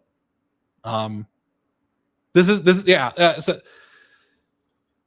as Cosmo is saying, women make the world personal, men make the personal global. It's a cycle. It is a cycle. Like all of these things that happen, like a lot of like fat Italian and English fashions, like let's take English drip, like traditional English dress. All right, I did Cossack dress. Traditional English clothing for males. I said for males. What the fuck? I didn't say for Chinese women. Goddamn search. What is this shit? I hate search engines. Oh my god.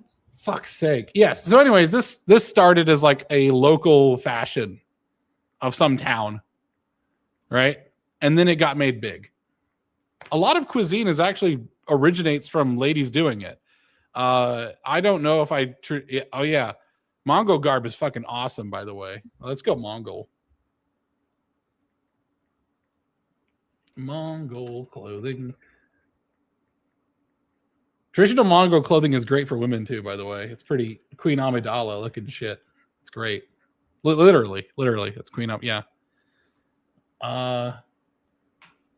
Damn, I hate search engines, by the way. I can't find shit anymore. Look at this motherfucker. This is great. He's mugging it. These are AI, I'm sure. Because you could tell when it's like a lot of dress in the same spot, but it's notionally correct. Let's just look up Mongol hunter. Mongol hunter falcon. There we go. That's better. You gotta like go at these searches from sideways. Like dudes are not sitting. So this is why I said when the feminists were saying that men invented bras to oppress women or something like that, I was like, men did not sit around thinking of that stuff. Men did not sit around thinking about corsets. Men did not sit around thinking about foot binding. We're not thinking about it at all. It's all intrasexual competition, like Cosmo said. It's like, but when it's serving properly, it actually does adorn us quite well. And it's a good drip. It's a good drip. It's a big ass bird. Holy shit. Yeah, they're big birds. Damn. Just like every day at the office. He's gonna like talk like Gerald. Hey, what I said, don't bring the broken head here, and we can bring it into tune. He's just gonna have the same accent. It's like you get rural enough, it's just back to the shires. So everyone speaks the same language. Yeah, this is some drip. This is some drip. Some drip. Having a bird is actually a pretty awesome. Having a bra was invented by women to free women from the corset, which I think the women also invented the corset. So it's like women constantly liberating themselves from other women. Madness of Crowds. I have that book actually somewhere. Yeah, anyway, what we're saying though, Luna, is that like men will take a thing and move it to the nth degree, but the origin of a lot of great things is love. And we need women for that because men don't love themselves. That's so weird. That's the difference. That's men. Can't go out from a judgmental thing. And I think this is why it pisses women off so much, where men talk about all these sorts of, your value is the ability for you to give birth. The value of you is your youth. The value of you. And it's like, for women, it's like, you have intrinsic value by being alive. And it's like, you guys see yourself as worthless. And I'm like, no, you're not worthless. And it's like, what is with this backwards nest of psychology? That's what women will say, but what will women do? What do you treat like? How do women treat a low value man versus? I'm saying that the rewards do not necessarily match the sentiment. Yeah, all right. So because what you're doing is you're ascribing feminine traits onto a woman or onto a man, right? Like inherently. Okay, the thing is that it's like there is very much a difference between a man I'm going to sleep with, which would be my husband if I have one, and taking that person specifically and seeing them as a valuable human being. Those are two completely separate issues. How? Are you serious? Okay, Elon Musk. Phrase it in a way that's objective and not simply words. Okay, how does this man a very high value man? I would also not marry Elon Musk if I had the opportunity. All right, this is where I would sleep with my husband if I had one. Oh yeah, if I had what I'm. All right, so so there's Cosmo's bit. I'm sorry, Luna. Could you repeat? I'm gonna look at Mongolian. Okay, so I consider Elon Musk's life to be extremely valuable. He's one of the richest man. I think the richest man in the world. He's done a lot of good for civilization. He's a good dude. He owns X. Blah blah blah. Would I sleep with Elon Musk? No, but I also value his life, and I consider how do you value his life? By his, achievements, by, No, how do you value his life? How do you as the actor in this? Okay. That's what I'm saying is like value is not a thing that can be thought up. It's a thing that must be acted upon. So when I say that someone's life is valuable, I was like, how valuable? Am I willing to give money? Am I willing to give my life? Am I willing to give? I'm willing to buy his services. My father's. I'm willing to see him as a human, as somebody that deserves respect. Like, I'm not going to slam the door in his face or call him nasty names. What if he says something you really don't like? And, even so, like, I may disagree with what he says, but I would still sort of treat him with respect because of all of his accomplishments. Would you hear out the video though if he says a lot of stuff you don't like? Probably. Like if he went on a massive atheist like Reddit tier screed. He does that all the time. Yeah. Do you listen to it? Because I don't have time, no. But if you well, then fed it's me not to worth your listen to one of time. his No, rants, I would listen to it. this is what I'm saying though, is like a lot of ladies think that like the value they can give men is like thoughts and prayers, but it's like, no, how much time, treasure, blood, that sort of stuff is like that. It's measurable. Like your level of sacrifice is measurable. Like the thoughts and feelings don't actually mean anything. It's like thoughts and feelings can be made up like a fiat currency. It's just like we have major thoughts and feelings inflation. So when I say stuff like, I don't really give a damn about the people in some war somewhere, Darfur or whatever, as the big millennials were into that. I was like, I don't care about that. Which is, by the way, this is a big gender divide in terms of politics. It's like guys will say they don't care about a thing, and then ladies will look at us like we're monsters. But it's like, I don't want to go there. I don't want to either give money, time, or my life for the thing. Therefore, I don't. It's just like us telling the truth. That's what I'm saying. Is like, what I'm saying is that like dudes who do not actually measure up to a certain level of mastery are not actually worth any of women's time or anything. Like they'll respect you as a human being, but what does that mean? I think that Elon Musk isn't worth any time or worth anything just because I won't sleep with them. Like there are other metrics other than respect. Here's the thing. I gotta stop everything. I'm gonna stop everything. I'm stopping fucking everything. I never mentioned sleeping with anybody ever. That was entirely Luna mentioning that. Why are you mentioning that? Because you brought up the fact of, okay, so if you're taking that out of it, then how are you showing Elon Musk respect? I didn't say taking that out of it. What are you taking that out of it? I never mentioned sleeping with anybody. What are you talking about? Oh my God. I wouldn't sleep with Elon Musk either. It's like just for, well, I mean, it depends on how much money I'm going to, oh no, I wouldn't do that. So here's the thing. Like we have the technology actually to allow you to carry one of my children. I was like, oh, that's fascinating, Mr. Musk. I gotta catch a ride. So this is the thing about it too is like, there's and you see this all the time in feminism thing, like in feminism too, in a female supremacist ideology. There's an interest in prestige outcomes, but not necessarily in the work that goes into achieving prestigious results. Essentially for women, non-prestigious men are non-entities. Yeah, they don't exist. They don't matter. They're inconsequential. They are without moral worth. So well, there's a reason for that too. Like there's a reason for that. It is entirely rational and comprehensible. It's also just not the way men see men. Men see men going through struggles and admire them for the struggle. For women, it is outcome dependent. To be classified as human. That's not true. Women see struggle and also see like value in that. Like if you are trying hard and a woman sees that, like if you're going out and chopping the firewood and trying to do your best, women will see value in that. But not if there's no firewood. Yeah, what if you just suck at your job and you're just a piece of shit all the time? Like you just get like the dude who's got matters more than being bad at your job. Like you can grow competent over time.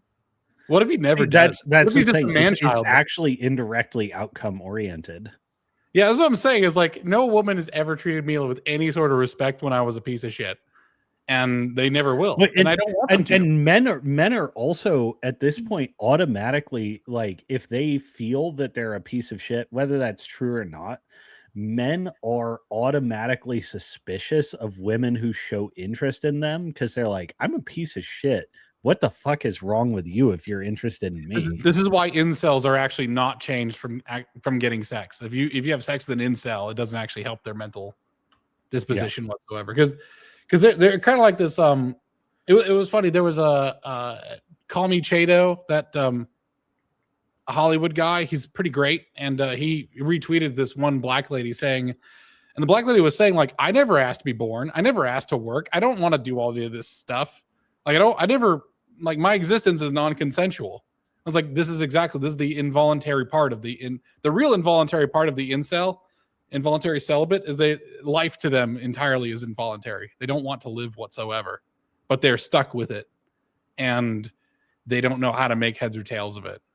And that's kind of sad, but that's just the truth. Is like they don't embrace any act of living. Like, how much value do we give like some random Antifa leftist?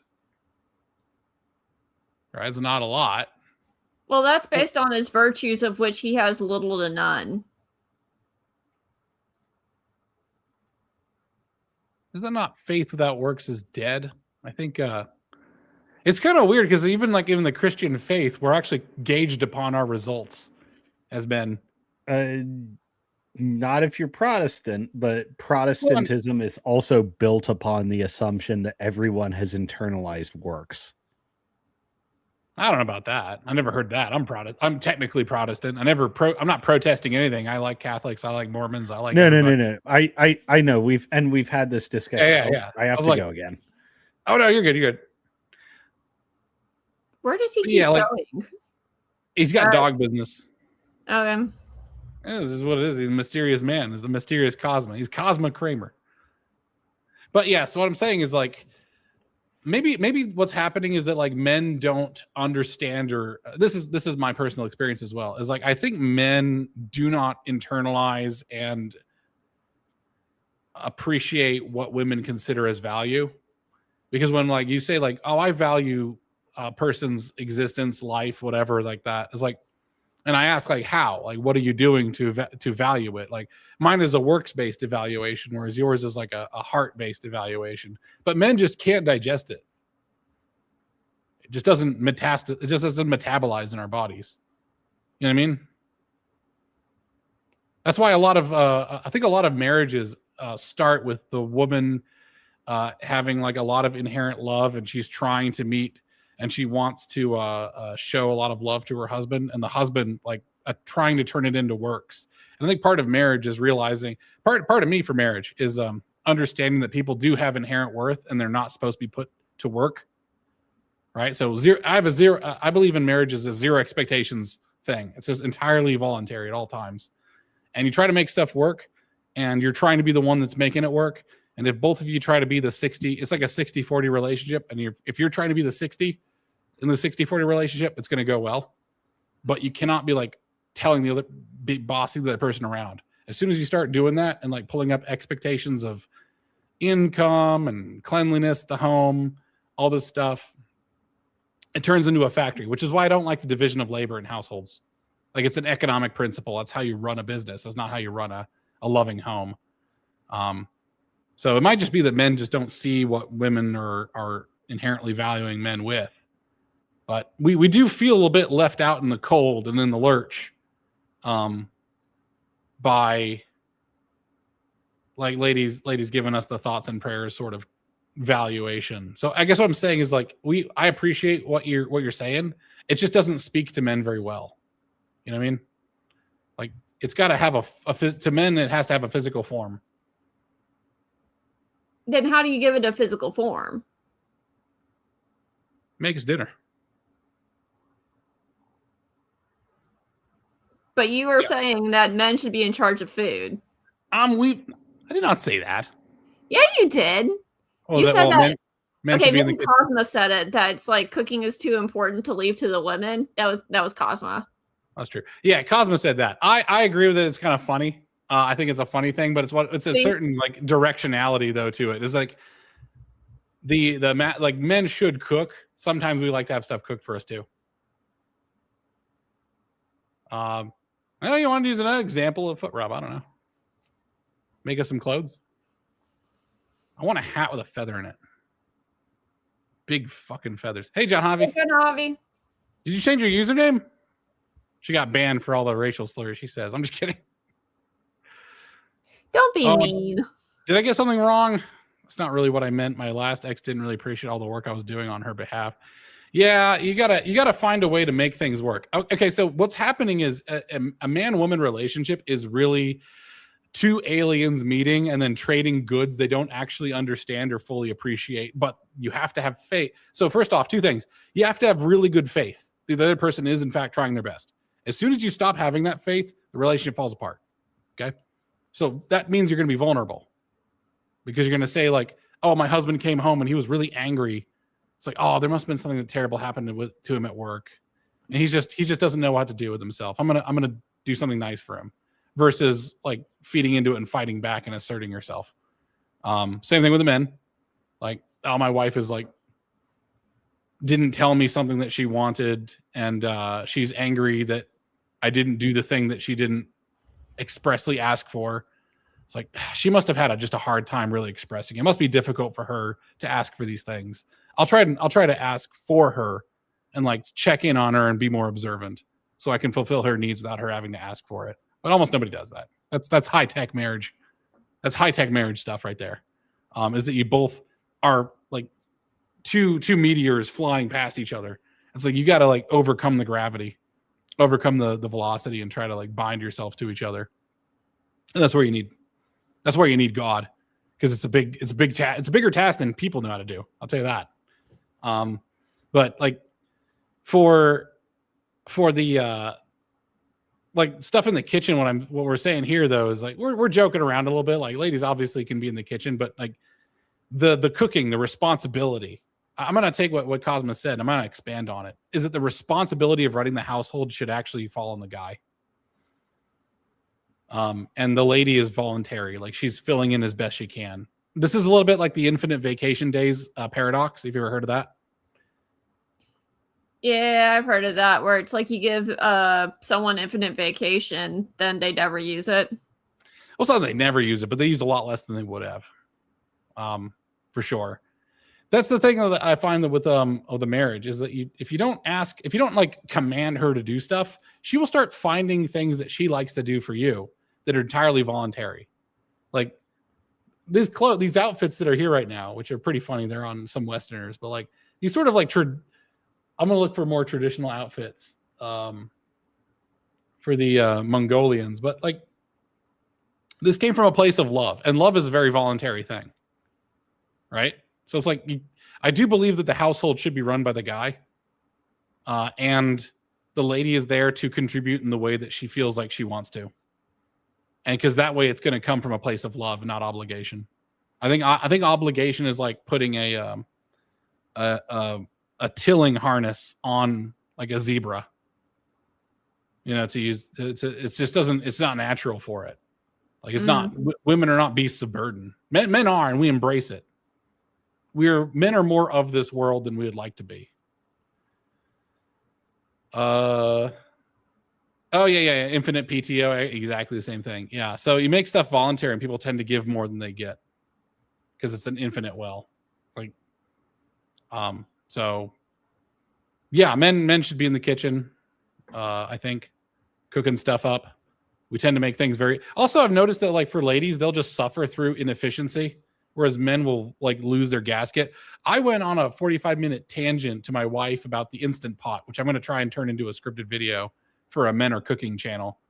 But like I went through the 3 generations of Instant Pot that I own. For anyone who doesn't know, an Instant Pot is essentially a computerized pressure cooker.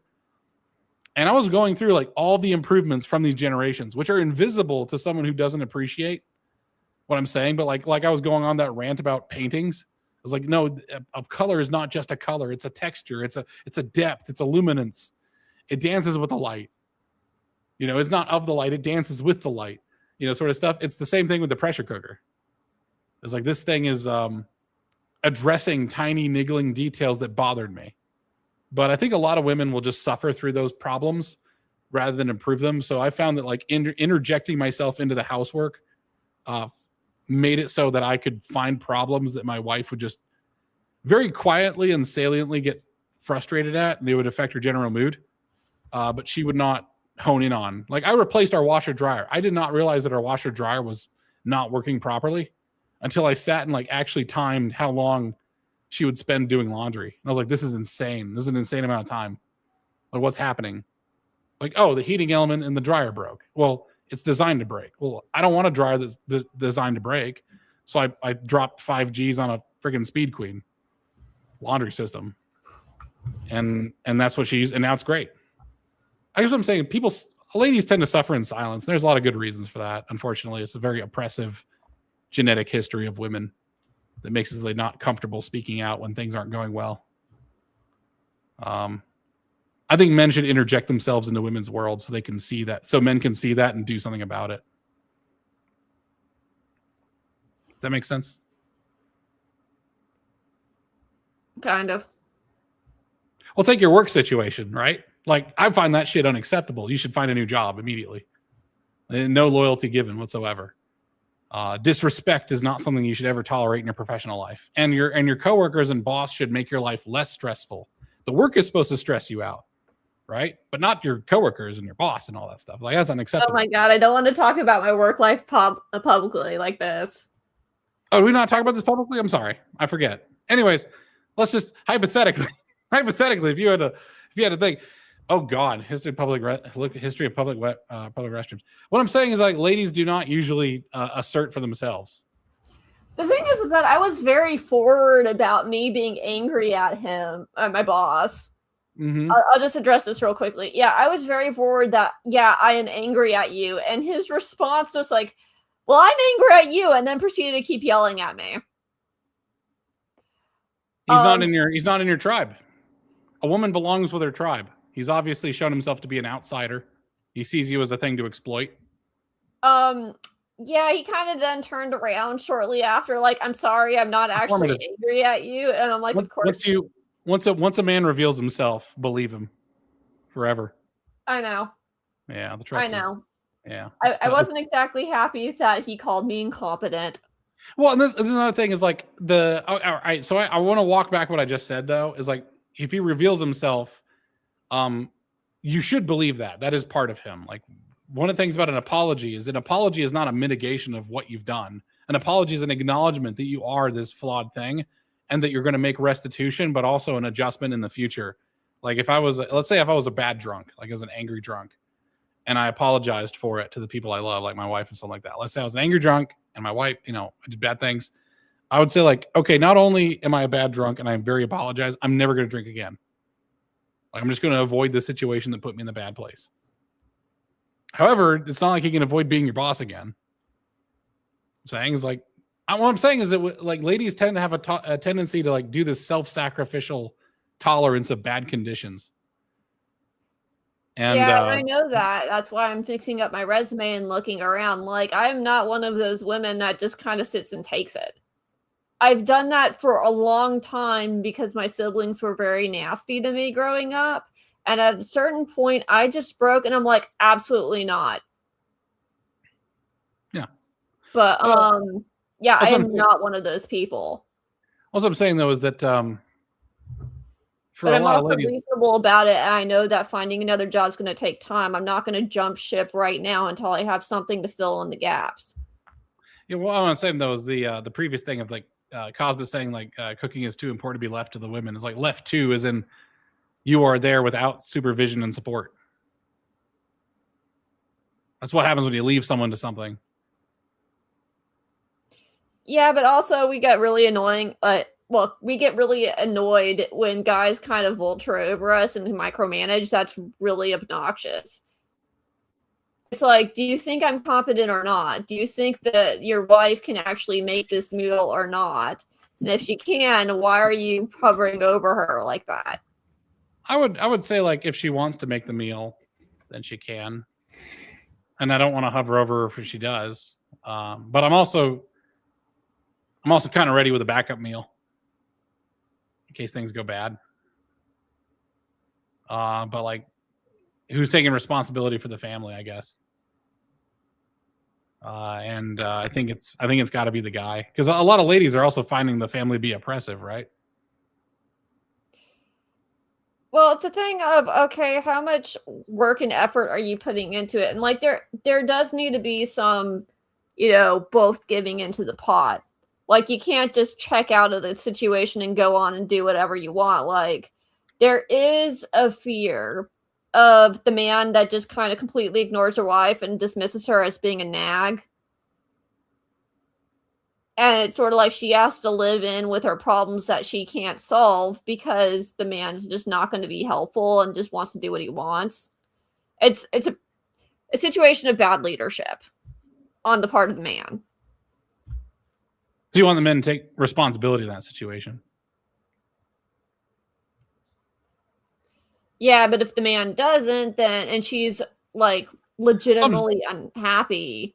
What I'm saying, though, is that you don't want to live in a world where the You don't want to live in a world where you have to be the one to take responsibility of stuff because it's I don't know, women just don't like it. I mean, I can and I do, but I'm also single. Do you want to though? That's what I'm saying. It's like most ladies would like a guy who takes charge and can take control, but still gives you enough leeway to feel free and not micromanaged. Yeah, but that's really rare. Not Like, I don't expect it from a man, to be perfectly honest. Like, in the most part, I don't expect a man to behave like that. Sounds like a chip on the shoulder. Your mic is very loud. It'll normalize automatically. Just keep talking. No, I had to run around because I got my dog back. Hey, you got your dog back. He's the Greyhound. Hey, Yeah. what happened to your dog? Oh, he just had to go and stay at some friends for a few days while I did work stuff. Okay. That's the band that I try to be in my household. Is like I try to be ultimately responsible, but my wife has full freedom to do what she wants. If she wants to make dinner, she can make dinner. But if not, I'll have a dinner solution ready. If me and her had kids, I would probably be a big meal prepper because meal prep seems like the sensible thing to do. And if she took over the meal prep for me, that's fine. But I wouldn't say like, wife, you will do meal prep because it's not how you get the best results out of your wife. And that's not the world that women. In other words, women tend to thrive in voluntary love-based world. Men thrive in like shitty, you're conscripted, just deal with it, and then we can still do a really good job. Yeah. And we still feel fulfilled. That's the difference. That's what I'm saying. Like men can be conscripted and women must be voluntary. That's the dance, right? And a lot of men will complain that women can't be conscripted. And I was like, good, they shouldn't be. You can't just. Well, a lot of women complain that men can't be conscripted either. Depends on the man. It's cross domain too. Like if you're talking about cross domain for men and women, that's where it gets messy. All right, yeah. All right. I think Benign Number State is trying to hint at us to like take the conversation more light towards the eggnog versus cider wars. Yeah, eggnog wins, man. That's super. Yeah. Did I ever tell you guys about bad mom meals? No. So my mom used to make what we and then eventually she referred to as bad mom dinners, where it's like, the store-bought ham steak and the canned green beans and the instant mashed potatoes and stuff. Mm-hmm. Because it was not about technique, it was not about time pressure, it was about time pressure, and it was about I need to get these kids fed somehow or another.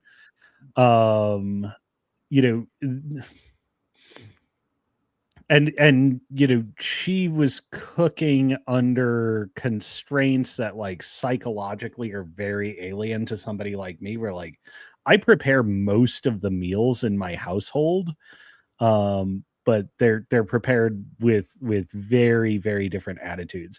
And when you see those those Instagram videos or whatever of women putting like prepackaged like hot dogs and like mac and cheese and stuff like that, like it's an expression of love from a certain perspective, but it's not necessarily that same kind of hyper fixation on like I'm going to do this as best as possible. It's like I am going to get you what you need sort of thing. Yes. Yeah. I don't know if that's exactly articulated, but those kind of like what I would call like bad mom meals that people shit on all the time, like they're necessary and they make sense in a world that's different than mine. People who insult slop insult all the moms of the world because moms must make slop at some point, and usually most of the time. Well, and also if you look at like, because my mom's gotten into cooking like as a technique-based thing, but what she looks for is like Instapot meals, one-pot meals, things. This is the dump. I have it's a genre of boomer chow called just dump meals, and there's an entire cookbook of just dump meals where they just dump a bunch of ingredients into a vat. And by the way, whenever I'm sorry, I'm gonna let you go. Whenever someone says like, "Oh, my grandma left us this recipe," it's never a good recipe. It's just like the thing that was easy for her to make. Right. It's, Yeah, because it's all about chore minimization.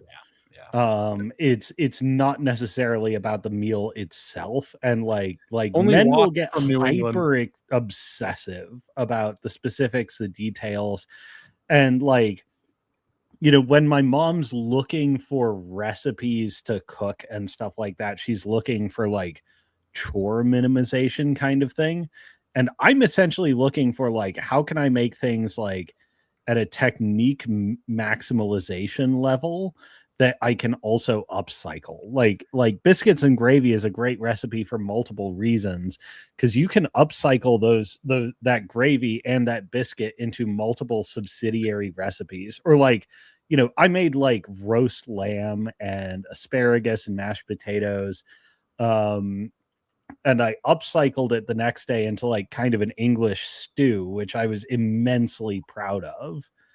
You know, because it was still like maximal technique, maximal like, you know, flavor, like working with you know, working with a set of ingredients that were already pre-selected, had preparation pre-selected, et cetera, et cetera. But both are normal. Like, at least in my world, like both of those things are normal. Number one, you want to minimize the amount of time that you're doing, the amount of dishes, but you also want to like recycle what you're doing. So one day you might make a roast chicken, the next day you may overnight put those bones in a crock pot, make stock, and then make stew the next day. So you make your bread, you make your stew or your soup using the leftovers from the previous meal until all of it is gone. Like, that is just standard cooking, in my opinion. But Nine, I want to know some demographics about your grandma. What part of the country, Catholic or Protestant, and how many children did she have, or like the background, right? Because for me, my family was Protestant, Midwestern, country people with a ton of children, and all those children are massive. I'm fairly medium. I'm 6 foot tall and 275 pounds. I'm like, when you see a gigantic police officer breaking down a door, that's like one of my cousins. We just eat voraciously. I will clean our fridge out. I will sit there and eat like 2 pounds of lunch meat and just like watch YouTube videos if I don't restrain myself. I had to like switch over to eggs and protein shakes. I will consume food at a rate that would make your grandmother probably kill her. Like she just die. I'll just kill her. I'm a grandma killer. So I have to. I need the slop. I must be fed slop.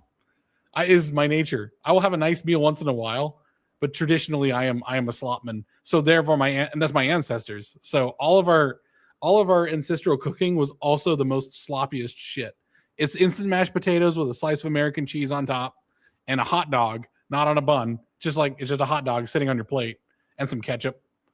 It's like, this is your calories. Get at it. Fuck off, child. Because there's 12 more of you. It's like,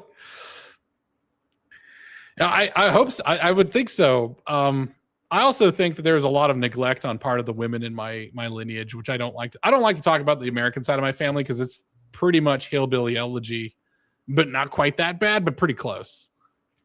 Pretty close. Like, there's a lot of child abuse, which explains a lot about that family. But I'll tell you, goddamn, if child abuse does not produce extremely good soldiers. These people are angry and they're using drugs and they're going to fight you. And they will also just use any excuse whatsoever to kick a door down. Again, cops.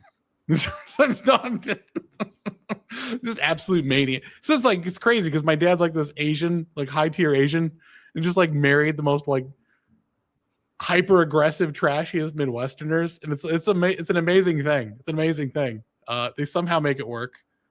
She fed an entire ranch, mind you. She was the dedicated cook. Our ladies in our family hated their children. I'm drunk enough to say stuff outright. There's a weird thing with women hating their own children in America that I hate. Yeah.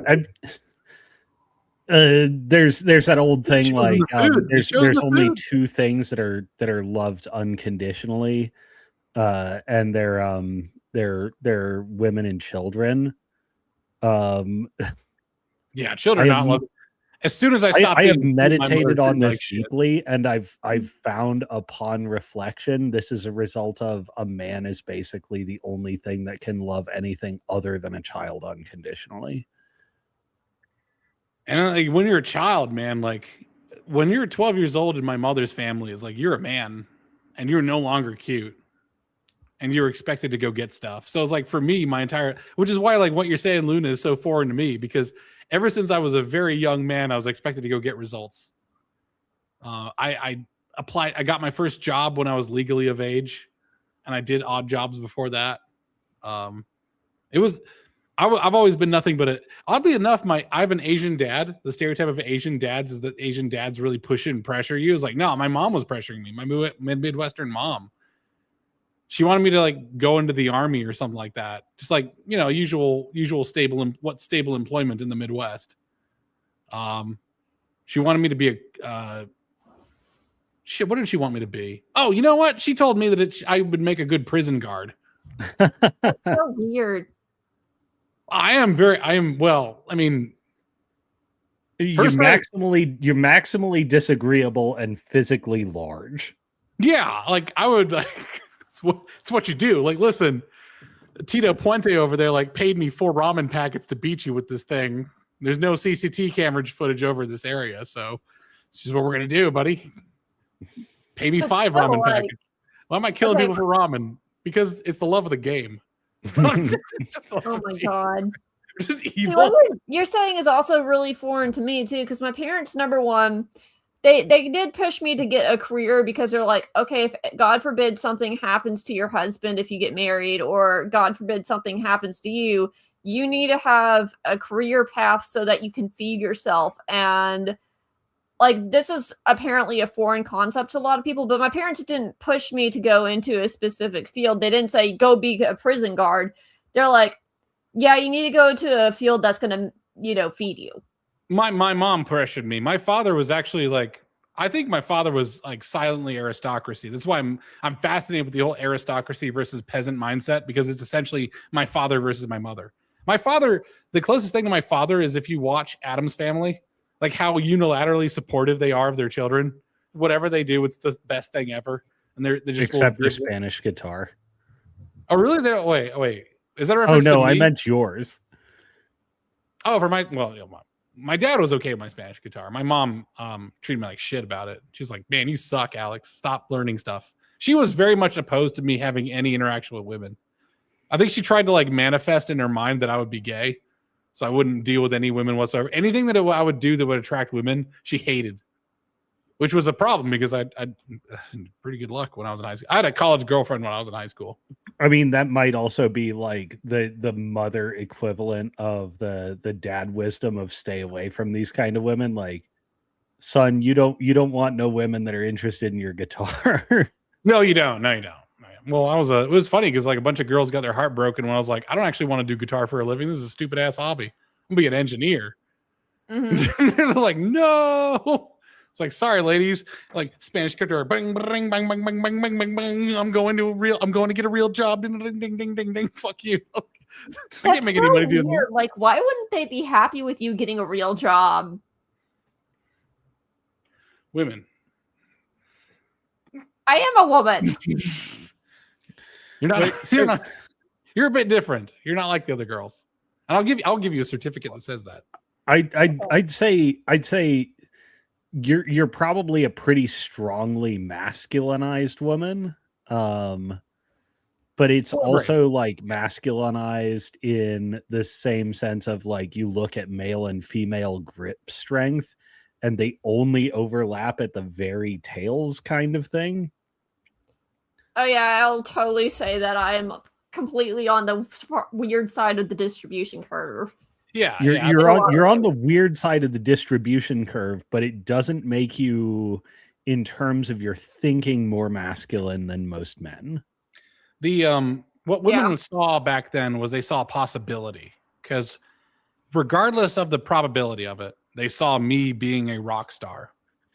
You're honestly, a talent scout or an angel investor. Like that's what you're doing in your young life as a woman. You're doing angel investment. Yes. You are hedging bets.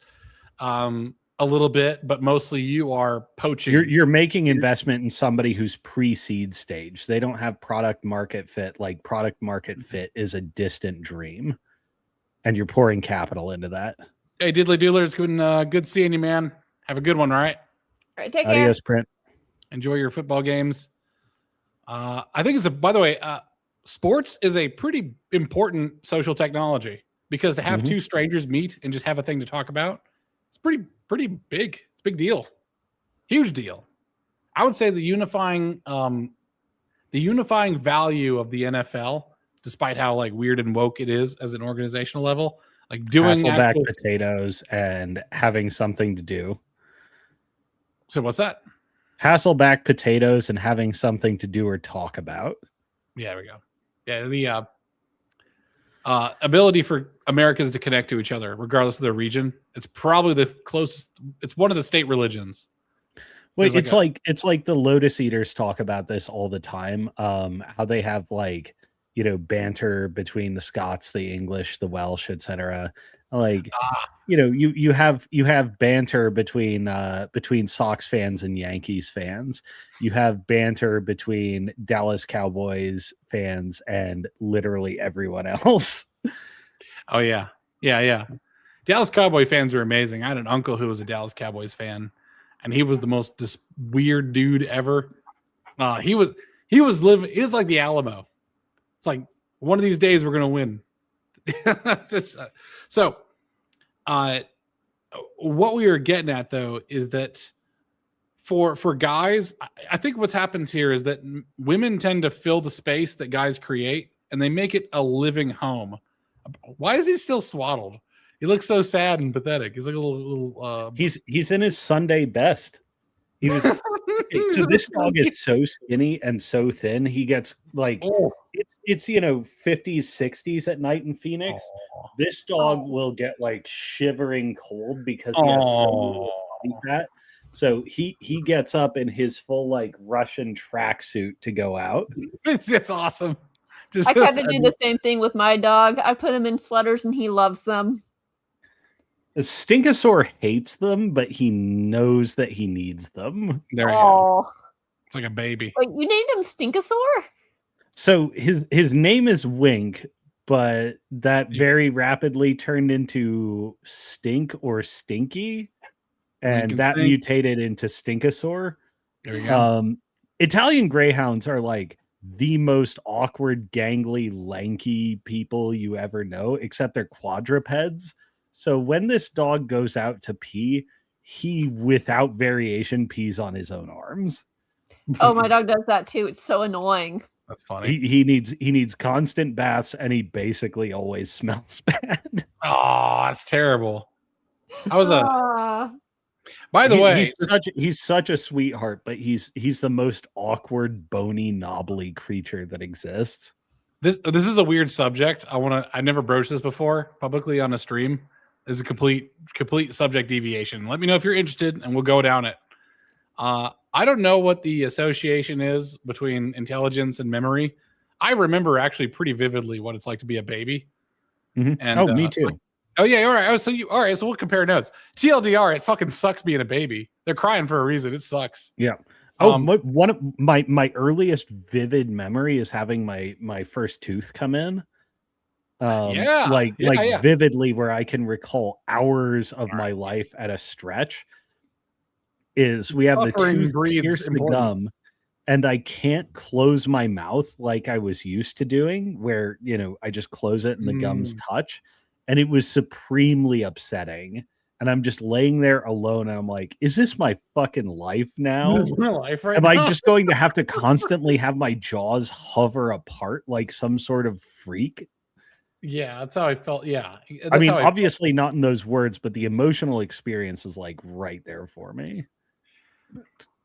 Oh, it's a coming to terms with the fact that your life is now different. For me, teething, I'm looking for an image of my favorite teething toy, because I was like, there's one couple that was having a baby, and I just like recommended a teething toy. I was like, oh, do you have kids? I was like, no, I just remember this one was the bomb shit. It was a translucent one that was like shape of a ribbed donut, and it was like it had a certain consistency to it. It was like a thick gelatin, and I was like, that was the best one. Get that one. I was. It sounds like giving teething toddlers butt plugs, but okay. I know, right? What? I said donut. Okay. All right. But it's like, talcum powder is not optional. Please use that mentholated if you can.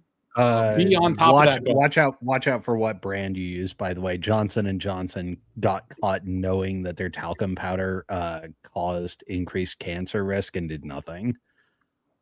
By the way, this is why I say Jim O'Neill is a never-ending stream of white pills. He's actually a personal friend.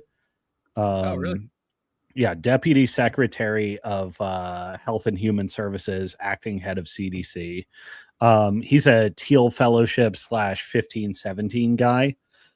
Those don't mean, what is that? What is the 1517? What does that mean? 1517 is essentially a spin-off fund based on the Teal Fellowship model. They essentially took it and ran with it. Is this the guy? Yeah, that's Jim. He looks like what an alien would disguise himself at during like the Roswell, like that time period of like, I need to look like a 1950s man. Yeah, he's actually lost a lot of weight. He doesn't look very heavy here. How skinny did he get? Oh no. This is Jim having lost a lot of weight. Okay. So Jim used to be in longevity research for a long time. He was one of the early guys in figuring out that Alzheimer's is probably type 3 diabetes.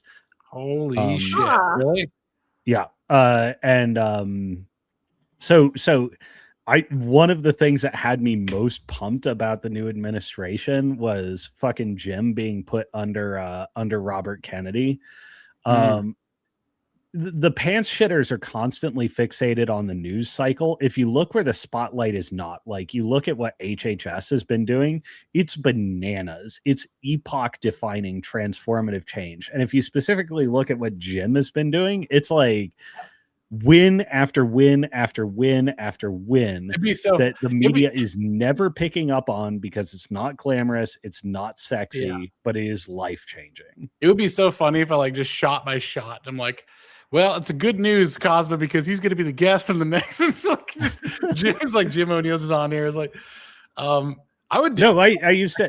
Some of the 1517 folks used to hold a poetry / literature reading group, and Jim was one of the regulars on there. Like we had a great back and forth about T.S. Eliot's Four Quartets, and I miss being in the in the intelligentsia.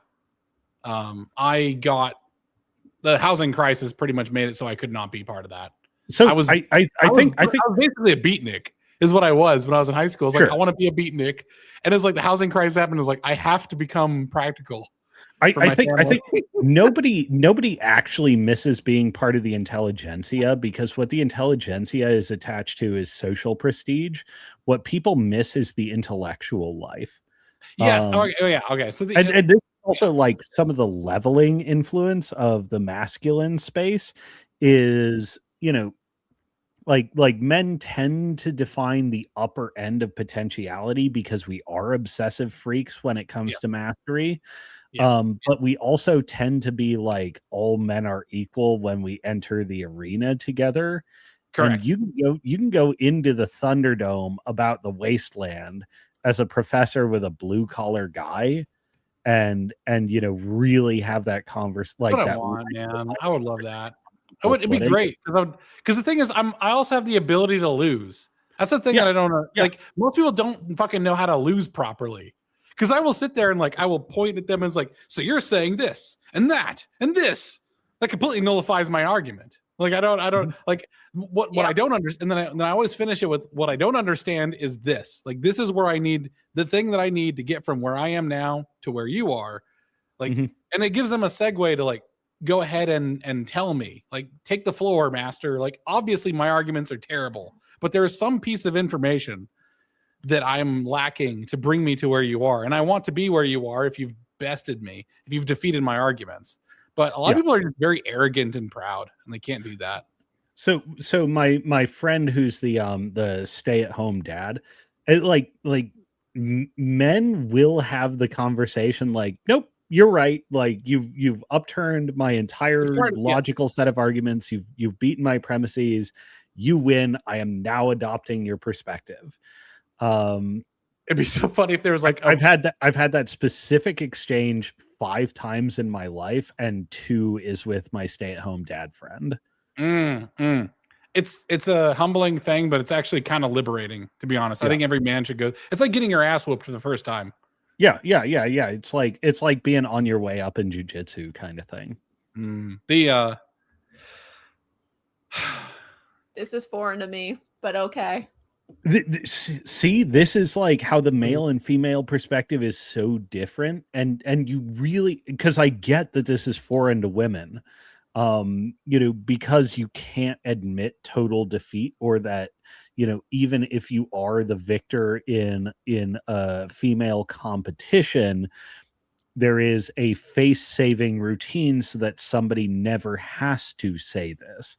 It can be understood, but there's going to great pains to not make it explicit. Like, this is why we can't afford to write off the perspective of the other, because I get why your world and your experience is totally right and necessary, and I don't want you stepping on mine, just as I don't want to step on yours.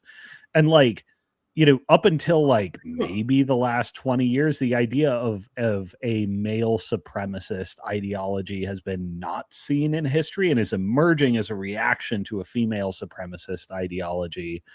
I'm an ardent opponent of feminism. Like, I want this fucker to die, but I would say the same thing about a male supremacist ideology. Yeah, that's one of my first. I agree with you. Like, I disagree with both the male and female supremacist movements. I do acknowledge that a lot of the feminist arguments, like some of the issues, are legitimate, and I would like them to be dealt with appropriately. But I hate this bashing of men against women. That's just not good for anyone. First off, the fight of men against women. Who here likes catharsis? Who here likes catharsis? We're gonna get cathartic here in a second. Woo! If it's men against women, men are going to win every time, and men are going to also lose the most. I do not want men to lose their birthright, which is happy women who are living their best lives, because that's magical as shit. Imagine if you have a race of like fairy folk that just make light out of nothing, and it can just turn like leaves from the ground into like I had a discussion before. I saw 2 German women making strudel in the traditional way, like with a tablecloth. And I was like, no man ever thought of this, because they're taking what some guy worked really hard in the field for, and he's a field man, right? He's out there getting the grain. And these women have transformed into something that's almost like a magical elven treat. And and both of them get to taste another world. The women get to taste the world of toil and sweat and ingenuity and industry. And the men get to taste the world of love and joy and this thing that's free. This thing that is free of the constraints of the world, because he's made this bubble for them. And when men resent the bubble that they've made, it's like Atlas resenting the world that he's holding. When women resent the men, it's like the planet Earth resenting Atlas. It's like, this is not going to work. Said another way, I'm immediately suspicious of men who do believe in magic, and I'm immediately suspicious of women who don't believe in magic. I said this on a Joel Berry tweet. He said something, I forget what he said, but my response to it was, I actually prefer like somewhat liberal women. Like, I don't want to harden the wool conservative woman. Like, I want a woman who's, when we walk by a homeless guy in the city, I want her to say, "Oh my gosh, Alex, that's terrible. Oh, I wish someone could do something. Is there anything we could do?" And she pulls on my sleeve, and I'm like, "We'll give to a homeless shelter. That's a good thing to do. Like, we'll do something good, right?" I don't want a woman who's like, "Ugh, fucking homeless guy, get a job." I was like, "Oh my god, that's horrible. It just feels wrong. Like, the taste is wrong there." I think just that itself kind of proves my point of women see the value in men even at their lowest. I think it's just men that don't see the value in themselves. Yeah, correct. Agreed. Hard agree. Pieces of shit. Men just have a reflexive action that makes them aversive to women under some circumstances. Namely, when you are shit and you know you're shit. Do not give men love when they are shit. Say that. Try to bring every time a man ever says, whenever a man is at his lowest and he has like a girlfriend who then becomes his wife and then he gets his shit together, he always says she saw the best in me. It's not that she hallucinated. Always speak to the future man. Yeah, like not to the present man. Yeah, because men will be called into their future selves gladly and willingly. They will not be called into their present selves when they're shit. Yeah, like you have to say that. That's what I'm saying is like I had a rant the last time we had a stream of like a lot of women don't understand their power. And it's like you're Superman, you could save the city if you just knew how to wield your power. And the power of it is like allowing men to understand that they can do it and someone is counting on them. In fact, saddling men with responsibility is one of the best ways of getting them to get their shit together. Yeah. And if they don't accept it, then you have to just leave them. And then you'll always be the one they lost. And you, in a way, symbolically be the thing, the life they could have had that then might trigger. In other words, men have to hit rock bottom quite a bit. Mm-hmm. And it's kind of a sad reality of men is that. Bye, John Hobby. Sorry. Oh, bye, John Hobby. Thanks for joining us. Enjoy your lasagna. Post it on Twitter. That sounds so good. Post all your food on Twitter and at Cosma. He just. You're like Maybe I need to start doing that. Have you seen Jonathan Wong's food posting is the best? It's the best stuff because you get to see people at their highest when they've created something they're proud of and something that's made them happy. Fuck yeah. Yeah. By the way, the too liberal woman, the woman who's way too liberal, is because she's. In other words, what men want is a woman who is not. She is requesting moral justice, not demanding it. If that makes sense. Like if she is demanding moral justice, right or left, doesn't matter. It's like, okay, you're superseding your position to do it. It's not going to work out because all you can do is request because the actual mechanics of it is in the man's court, like the production. I know it sounds weird to like obsess. Some guy had to obsess over grain so that people could be fed. The obsession came before the realization of utility. Like to me, one of the craziest things that humans ever did was switch from hunter-gatherer, who could see what they were getting, to a farmer who had to prospect from what they were getting. No, like yeah, that's the like most. It sounds trite, but it's the most true section of any of Karl Marx's work that he wrote. Which is the effect of mature capitalism is that it isolates man from the fruit of his labors. At a certain level of abstraction, like the remove between you and the thing you're producing, like essentially reality stops making sense. Yes, it does. It does. It become disconnect. Exactly. Like I was saying before, that your job, like having an employment under someone else, turns you into a cog, and it makes you spiritually distant from the work that you do. Often because your division of labor like micro focused on, not even widget making, but like doing stand-up meetings with the people who design the software for the robot that's going to make the widget. And you're involved in widget production as part of this grander machine, and you feel like a fucking space alien. Like, does anything I do fucking matter? Yeah, exactly. To reinterpret, Luna, how you feel about men and their obsession with things. I want you to see it from this. This is the angle that I look at women through. By the way, this is what de-radicalized me from being a red pill dickhead. Okay, so take this seriously. Okay. Instead of judging what men are, be sympathetic to what made them have to be that way. Like you see a tiger with its claws, with its fangs. You could say this thing is a killing machine. It's horrible. We must be exterminated. You could also ask yourself, like, what world forced it to be this way? What forced men to be this object oriented? I disagree. Like, I hate men. I don't hate men. I like men. I just think it's sad that you guys see yourselves in this negative way and obsess over things that I feel like are less important than people. So that's the thing. That is low key a disdain for men. And like, you should be disdainful of their perspective, but accepting, because I've had this sort of like off and on relationship with women, like, what made them be this way, and I can have sympathy for that. But the way they are many times I find like hard, but I'm just like, no, you need to understand them. They live in a different world than you. It is okay that they view things very, very differently. Like, you have to be okay with them viewing things very, very differently. Otherwise, you're never going to find a man that's acceptable, except for maybe one who's hyper feminized, and you'll find a hyper feminized man super disappointing. Like, you need to learn to take them as they are. I said before, inside of me is an art fag waiting to get out. One of the things I want to do is, it'd be amazing if there was like, okay, imagine the lighting is on the subject. It's a person right in front of you. The background is like misty, it's dark, and it's what it is a man face, and then there's a woman's face, and there's multiple men and multiple women, and they're saying this script out loud. Essentially, it's the most horrific judgment of the other gender, right? And you have to listen to it. You have to listen to what men really think about women. You have to listen to what women really think about men.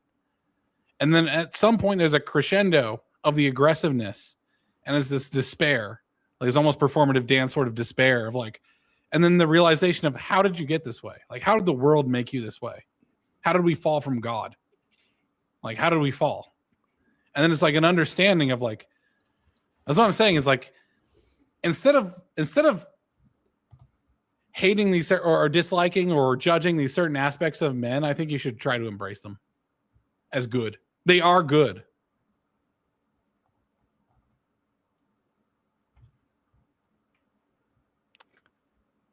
Whiskey in the jar.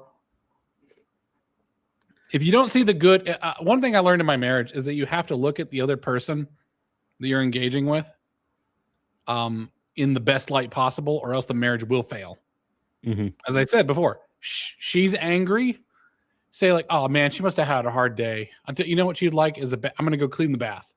I'm going to go scrub the bath. I'm going to put some candles on. Be like, honey, I know you're angry. It's okay. Angry is okay. It's okay to not be okay.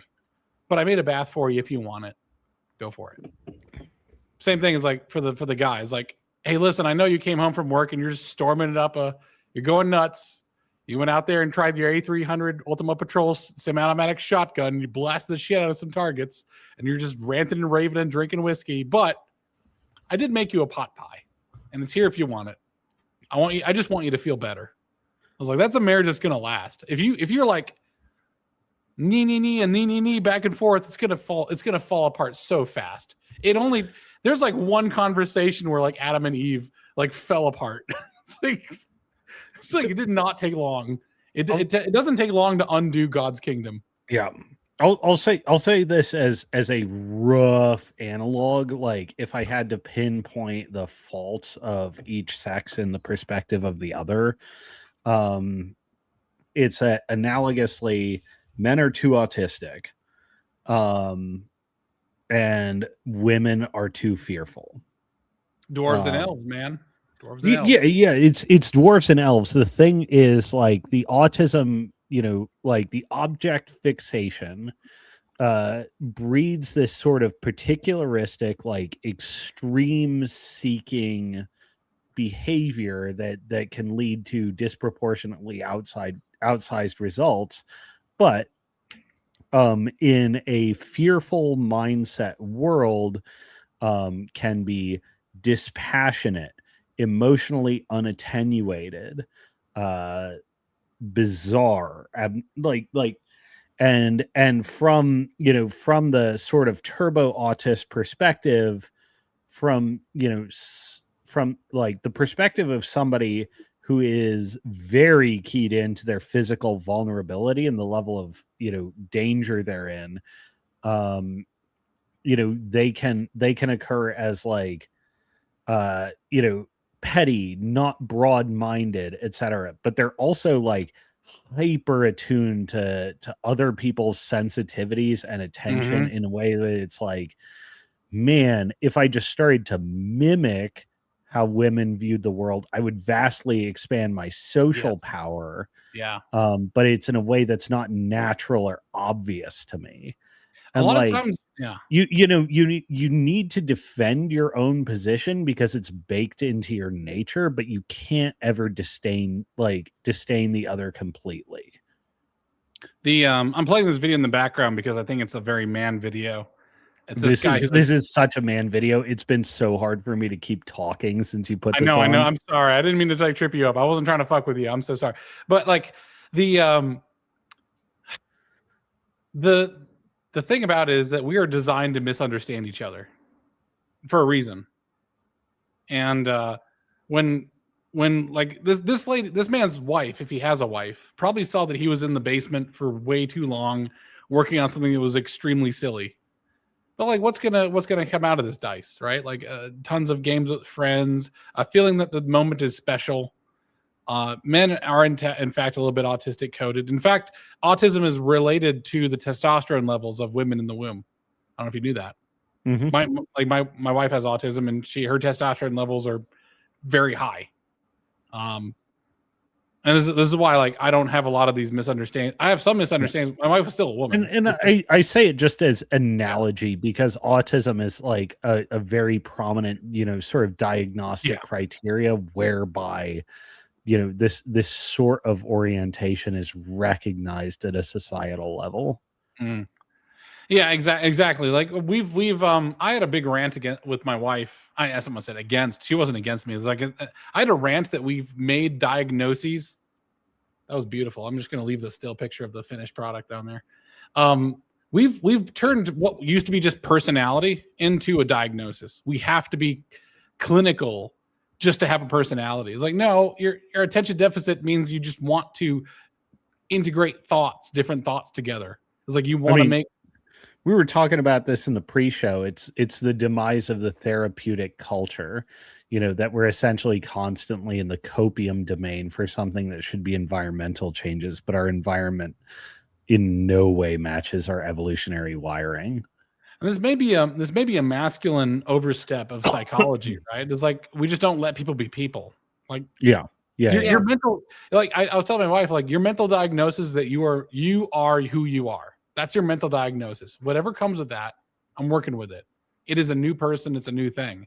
I'm not going to sit and treat you like XYZ diagnoses, nor do you need an excuse to have it. It's like people are weird. People are different. People are strange. And men and women are strange.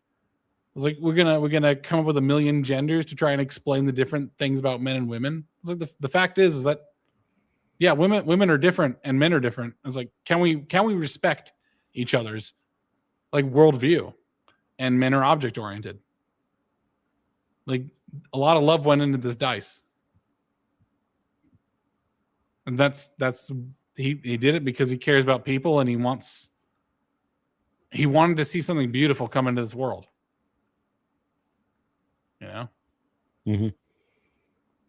So something to think about. This is also like. This is the fallow meal versus the and this is not a superior, like that's the world that leads to the fallow meal. You know what I mean? No, what is that? The London restaurant with fallow. Yes. Yeah. Those guys are amazing, by the way. They grow their own like mushrooms inside that restaurant. It's crazy. The integration they have. Yeah, sorry, go ahead. We got to go eat there, by the way. Oh my god, I want to so bad. It's so good. Their YouTube channel is fallow. Check out the fallow restaurant. Like lying fallow. Like this field is fallow.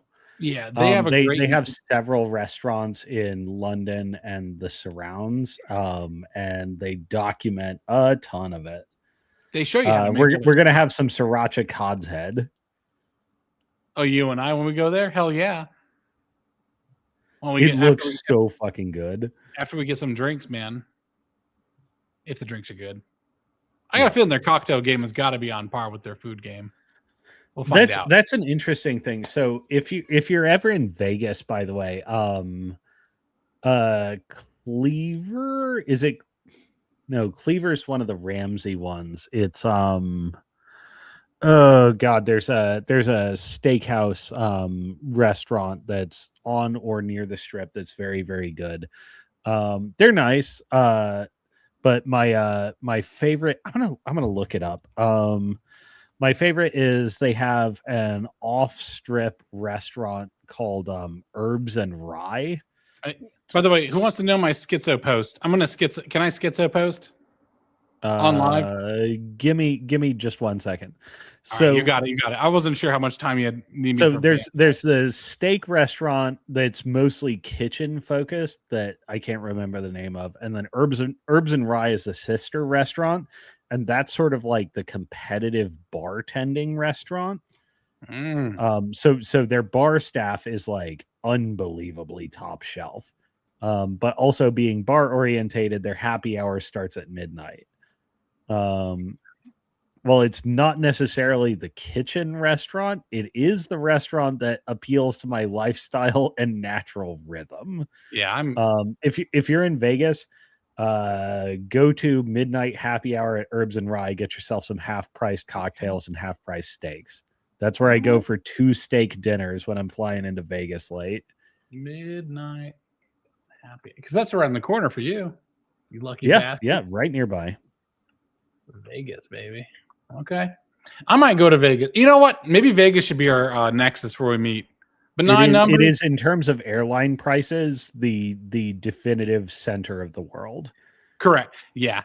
Benign. Howley Dooley's not here, but Benign, please let Howley Dooley know. We'll just have a meetup at some time in Vegas at some point. Oh fuck yeah, anytime. Fuck it. Fuck anytime. All right. Okay. All right. No, okay. Give me like 3-4 weeks notice. I'll be there. When's WrestleMania? I gotta get drunk and tell him to twist his dick. Oh my God. we got Korean food places, we got Japanese food places, we got Italian places, we got a very specific tiki bar that I need to take you guys to. Like, I've spent a surprising amount of my life in Vegas, and like, there's some places I need to take you guys. All right, can I schizo post now? It's gonna make, yes, please. It's gonna make Luna extremely uncomfortable. It's gonna be great. Oh my God. Our craftsmanship as men is literally God speaking to us. That is how we commune with God. This is accurate. When the man making that dice is an act of worship to the perfection of the Creator. Why don't you just talk to God? It's not that hard. No, God must speak through us, through our actions. Yep. Like this is the language in which God speaks to us. Like, why don't you just finger your wife? Why fuck her? Like, no, I want to go full on. I want the full fucking thing. I want to create the aspects of God's heavenly kingdom on earth. Okay? Like, I don't want to like have this like four ply condom shit with God. No, I want the full thing. Give me the full thing, God. And God's like, all right, I'll be like I'll be like sandpaper, brother. I was like, I do love sandpaper. Actually, I'm gonna polish the shit out of this thing. I want perfection on earth. This is the full thing. That's like telling a woman, why don't you love a man without ever making love to him? I was like, all right, Luna, why do you want to put limits of the love of God? Why put limits on it? I never said that. Well, why don't you talk to him directly? Like, okay, so whatever. I'm not putting any assumptions on what specifically you meant by that, but it means something clearly to you. Yeah. What's going on in that what you described? Why don't you is your sense of a direct channel? Yeah, like what Alex is describing is the equivalent direct channel for men. Let's just burn the cathedrals down. Why don't we? Just read some scripture. Just sing a song with an untrained choir. Why not? No, there's no need for you're the one that was advocating for, just going and worshiping in the wilderness. It's not required, but it is nice. That's the manly way of worshiping. It's like when it's such a man thing. Yeah. Do you want a world where men build it for women? Because that requires mastery. I once dated a girl. I was a pretty good concert classical guitarist. I once dated a girl, and all she had to say about music was that she likes orchestras. And guitar was like, it's okay. I was like, I'm putting everything into this, and it's not good enough because it's not an orchestra. It's not good. Like, it's not good enough. Oh, orchestra is a great finish your schizo post, but I have an orchestra remark to bring us back to food. Yeah, all right. So like, mastery is required for women to feel anything. It's just like that's the thing. It's like you want to feel something, it requires mastery. You want to hear the choir, it requires mastery. You want to hear a good analysis of scripture, it requires a St. Thomas Aquinas, right? So that's mastery. It's obsession. The fruits of obsession are there for you, provided. And then it's like rejecting the vine and taking the grape. You know what I mean? Yeah, women love the fruit and hate the process. The process is pain. The process is an act. This is how we commune with God, is the suffering of perfection. This is our prayer. Why would you put a limit on prayer? Why would you? It's like, oh, just talk to God. That's not how we talk to God. We must know God. We must feel God. We must feel his lash upon our back. We must feel the fires of hell underneath, driving us towards heaven. We must feel the embrace of the choirs. We must want the choirs for ourselves. We must want to sing among the angels, a song we could never know, a song that we can never sing, but we try regardless. We are designed to always fall short of God and never stop trying to reach God. This is the plight of man. It sounds stressful. More like you're trying to be God rather than no, it's not. We're trying to be God. With them. We're trying to do what God told us to do. By the way, like it's not necessary that you accept this. We're not worshiping ourselves. Do you understand? That's not us trying to be God. That requires we worship ourselves. Well, we clearly do not. We actually have Luna, a very low. Luna gave us, like, this is a critical difference that Luna gave us earlier. Men don't love themselves in and of themselves. Women do. We are not our own and God. That's an it's important so perspectival difference. Like you're worshiping God by doing, but at no point does a man conflate himself with him. I never said that women love themselves. You're gonna have a hard time convincing me that that's not true. You said self-love. You said self-love. That's a semantic. I asked why men don't love themselves. Because it's not a matter of course. It's actually kind of wrong. As I think benign number stage is kind of narcissistic. I agree with them on that. God. So weirdly, I lived most of my 20s essentially as a monk. As you should. Just in weirdo pursuit of perfection. And like, I had no sex life, and it's like, that's not what this period is about. This period is about turning myself into someone that I respect.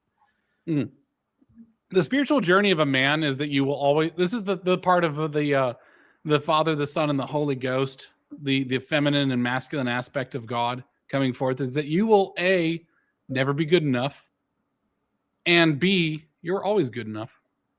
Yeah, because you tried, because you worked towards it. It's the unreachable pinnacle. Like you're trying to climb perfect and complete. What's missing about you? What's wrong with you? Well, nothing really. But like, what difference does that make? I don't know. As much as I'm committed to making. As funny as this is, benign numbers, most of human history has been spent with men being homeless.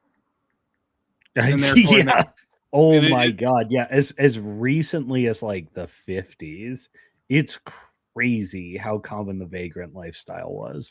By the way, anybody who's like, oh, I want the 50s back, I want the return. It's like return to like 2 decades of American history. return to 20% adult male vagrancy rate. Yeah, that's like fuck no. And this is what that's insane, by the way. Yeah, no, it's and the thing is, that's the thing of the American way is we churn through people Like this is a machine. If you want off the carousel, go find an off ramp. But America's a cruel and terrible place. This Like, is why I keep saying you're a major Darwinist, minor Christian. Correct. Well, yeah. Well, the thing is, the Darwinist has faith in God to select his people. Like, we're not going to make Darwinist it. Christian does, yes. Yeah. Well, we're not going to make it. Darwinist, no minor is, beclowning themselves new atheists. Oh, they're so gay. Yeah, exactly. You need a little bit of that binder in there to like bring in there some sort of moral fiber. If you're a pure Darwinist, it's like you just want whatever's good at the moment. Yeah, which is like stupid and short-sighted. By the way, so the just to bring it back to food from the full orchestra level, Frank Zappa actually had some really interesting perspectives on orchestras after a number of his endeavors. Because he did a bunch of orchestral work. The one I can think of offhand is Zappa Plays Zappa. He found an Italian composer who also had the surname Zappa. It turns out there's really funny. No relation, but they happen to play some relatively similar styles, period adjusted. So Zappa Plays Zappa was orchestral, modern Frank Zappa orchestral renditions of the prior Italian Zappa. But he worked with orchestras and he came to the opinion that like they cost a lot of money and they're never fucking worth it. Essentially numbers are concealing inferiority in quality. Yeah. That's what and the Frank Zappa became increasingly convinced like, nah, man, like 6-man jazz band is as big as you want to get because you can actually quality control for that.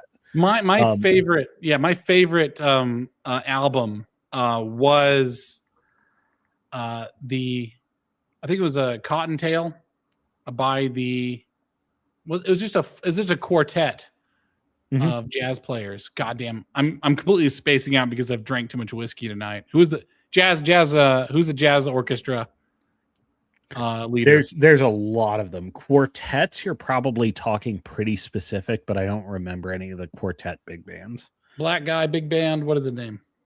Black Guy Big Band. I mean, Duke Ellington. I think it was Duke Ellington. Oh, Duke Ellington. Okay, yeah, because I was gonna say like Coltrane is the number one name in jazz bands, but he was basically always a 6-piece band.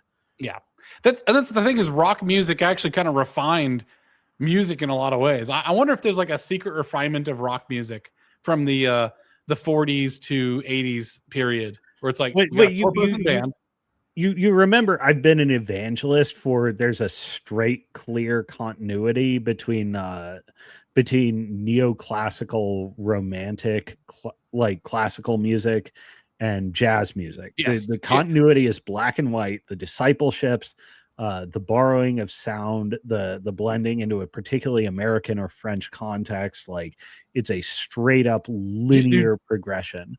Can I go insane for a minute? I feel like jazz is a lovemaking session between America and France. And I feel like America and France are actually it's really the homeland. It's like your maternal mother, your real mother is not your adopted mother.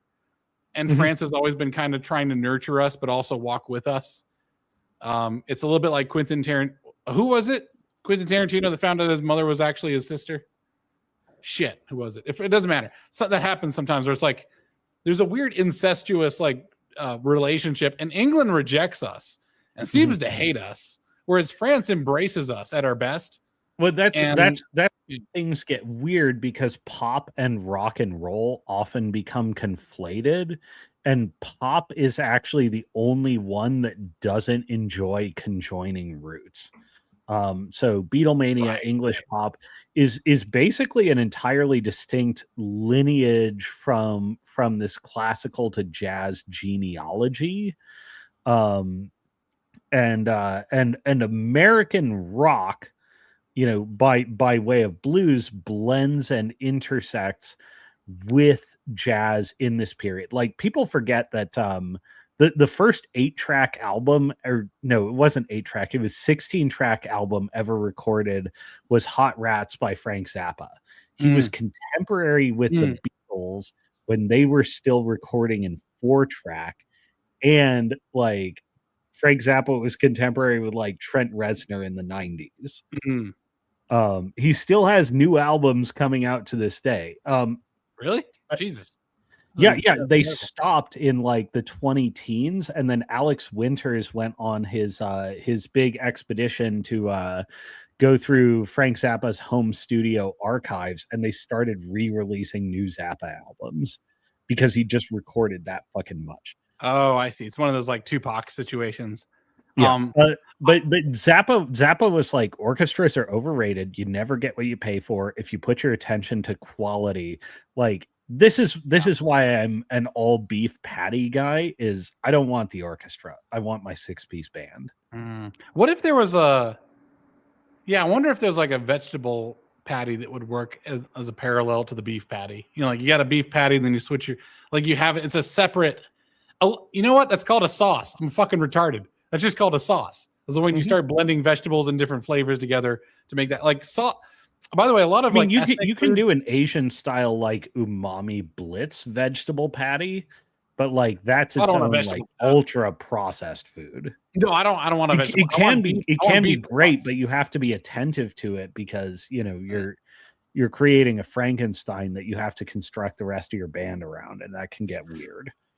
Right. And the thing is, what I hate about the Englishmen saying stuff is slop is like they usually refer to it as like blended flavors that become one flavor. I was like, there's a place for that. It's called stock, sauces, that sort of thing. If it's done well, executed well. Like I think burgers with sauces is fine. Like if there's a certain sauce that changes its, like one of my favorite spiced black bean burger. I've never tried a black bean burger patty. There's one at Duke's. I don't like. I like meat.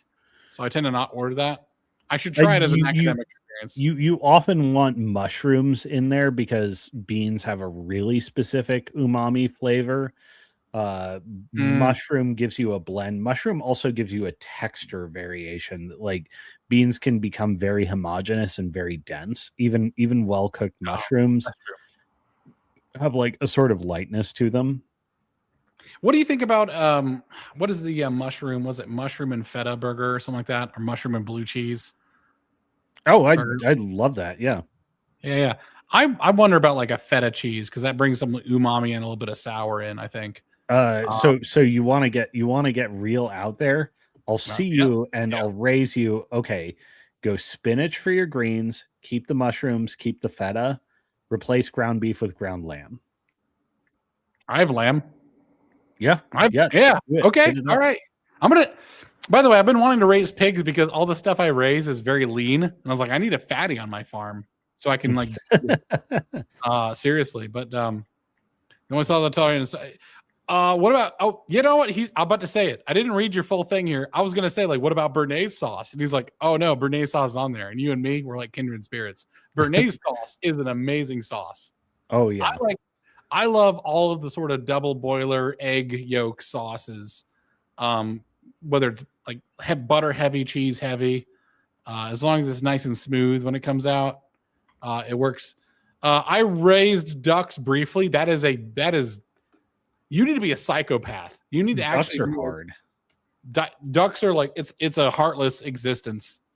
They are so. Like you think chickens are awful to each other, ducks are actually malicious to each other. Yeah. You will see. I'll see. And for the title of like, you know that meme like I'm in an X competition and my opponent is Y. Yeah. I'm in a I'm a rapist. I'm in a rapist competition and my opponent is ducks and it's a dolphin with his eyes going small. Yeah, I watched my duck flock literally rape another male to death. Like they would not stop raping him. And it went on. They broke his legs because they raped him so hard. And his legs are nowhere near where the raping is happening. Yeah. It was insane. It was the most crazy shit. And I'm just watching this unfold and I'm like, oh my God, I'm not even Catholic. I gotta cry. I don't know what to do. I need an adult. This is horrible. Yeah. Hunt, yeah. Yes, hunt ducks. Fuck them. Get some mileage of that Beretta. You're 100% right. I should hunt ducks. At least I look like a badass while I'm doing it. Oh man, they're so fucking tasty though. They're like if beef was a bird. I knew how they lived. So I have a bunch of slaughtered ducks in my freezer. I cooked 2 of them, rendered the fat, and I didn't have the heart to eat the flesh because I knew how they lived. And that's the part of being a farmer that's really fucked up, is that like you know how your meat was raised, and it's like hard to replace, especially me because I'm like a greenhorn. I'm from the suburbs, right? I'm new to this stuff. I was like, I can't not know that this guy really didn't want to die. And I remember slitting his throat. And I remember the way he lived. It was horrible. And it's like, no, at some point you have to be like a farmstead mindset and just be like, oh, it tastes good. Fuck them. It's like, damn. Oh, yeah. You just good, bro. After a certain point, you're just like, carnivorous existence is part of the natural hierarchy. It's in our nature. However you feel, that makes you morally ambivalent about it, fucking stuff it. Like slaughtering and eating animals is a clear marker of moral supremacy, and most people do not have the heart to do that. To say like I am above these animals. So I don't think I'll ever grow ducks again. I don't know if I could do that because it's just so. It's actually a tragic existence. That's actually on my holiday because Ella's out of town for the next few weeks, and I'm like planning on going like full like unbounded male crazy on my cooking over the next few weeks. I raised geese. I don't want to talk about it. I don't want to talk about my geese. It's on my list to get some ducks and make a number of duck dishes. On there is duck ramen, turning the carcasses into broth, turning the breasts into meat, and like I love the whole like start to finish process of it. It's fascinating stuff. I'm a pussy a little bit. I'm a little bit feminine. Okay, remember I said I was gonna be like spiritually. I'm a bit of a fag. It is what it is, and I can't. It's hard for me to mentally separate it. So I have to aggressively eat the lamb that I slaughtered. To give it, but once I get there, it's like fucking delicious. So like the tragedy, the weight, the flavor. Damn. Okay, all right, I'll get used to this. And that's why it's to me it's a bit of a startling situation. Sandhill cranes I've heard are really good. Really? I've done yeah. So you hunt sandhill crane, they're like ribeye in the sky. Peking duck is exactly what Pekin duck is what I raised. I did not make them into Pekin duck. I did not go full Asian. I have a bunch of Pekin duck is such a fucking process though, because you have to go through dry aging and smoking and skin separation. It's really difficult to just pluck them. Like, do you ever plucked a duck? It's actually horrendous. It's the worst thing ever. It's like picking off individual like cat hairs off of a coat. Yeah. Yeah. I have picked not ducks specifically, but I have plucked fowl before, and I'm like, fuck it, I'll just store buy this shit, or even like, I will pay somebody else to process this. Even the store bought stuff, it's still like, and I'm like humbled. Oh no, yeah, you still have to go with like tweezers and like you have to do a check. That's why I say it's like peasant food. Like a lot of French food is very peasant because it's very labor intensive. A lot of it, like chicken is the food of the factory fed. Duck is the food of the homesteader. I think sort of to retread back into our topic, I think there is actually a derangement because like, the cooking excellence and the derivation of so-called peasant food and the elevation of peasant food, like the elevation of French cuisine actually happened almost entirely at the hands of women up through like the 19th century. And it was only modernization with the heightening division of labor split and the heightening like social versus autismo focus. You see where like this man woman food split is almost an artifice of modernity. And I think Numbers is talking about that with his grandma's cookbook. Yeah, so it's like in other words, I guess Numbers' grandma probably fought against modernity a little bit and tried to keep some artisanal flavor there, some character. And also in ancestral conditions, there would have necessarily been a certain exposure of masculinization among women because, you essentially like the pay wasn't good enough to keep you from absorbing the other sex's way of living, and same for men. I think I reckon it's entirely possible that outside of like dedicated warrior or monastic castes, men and women are more social role segregated now than they were, and more social role segregated now than is healthy for us. Yes. Like in a household sense, the men and women get to both endure their discontinuities, but they also get to reap the benefits of the respective like sexes, right? Like for me, if I'm doing most women do not see their husbands do heavy labor, but I think that's actually a big part of what makes the man attractive. So if you ever get no, I think it's a big like my mom got divorced from my dad, and then like her current husband was like he used to be a jet engine mechanic, bus driver, all these sorts of things. Like he's bounced around between working with his hands, and he's always been a handyman. And she described a level of emotional attachment and like attraction when she saw Seth fix a drain.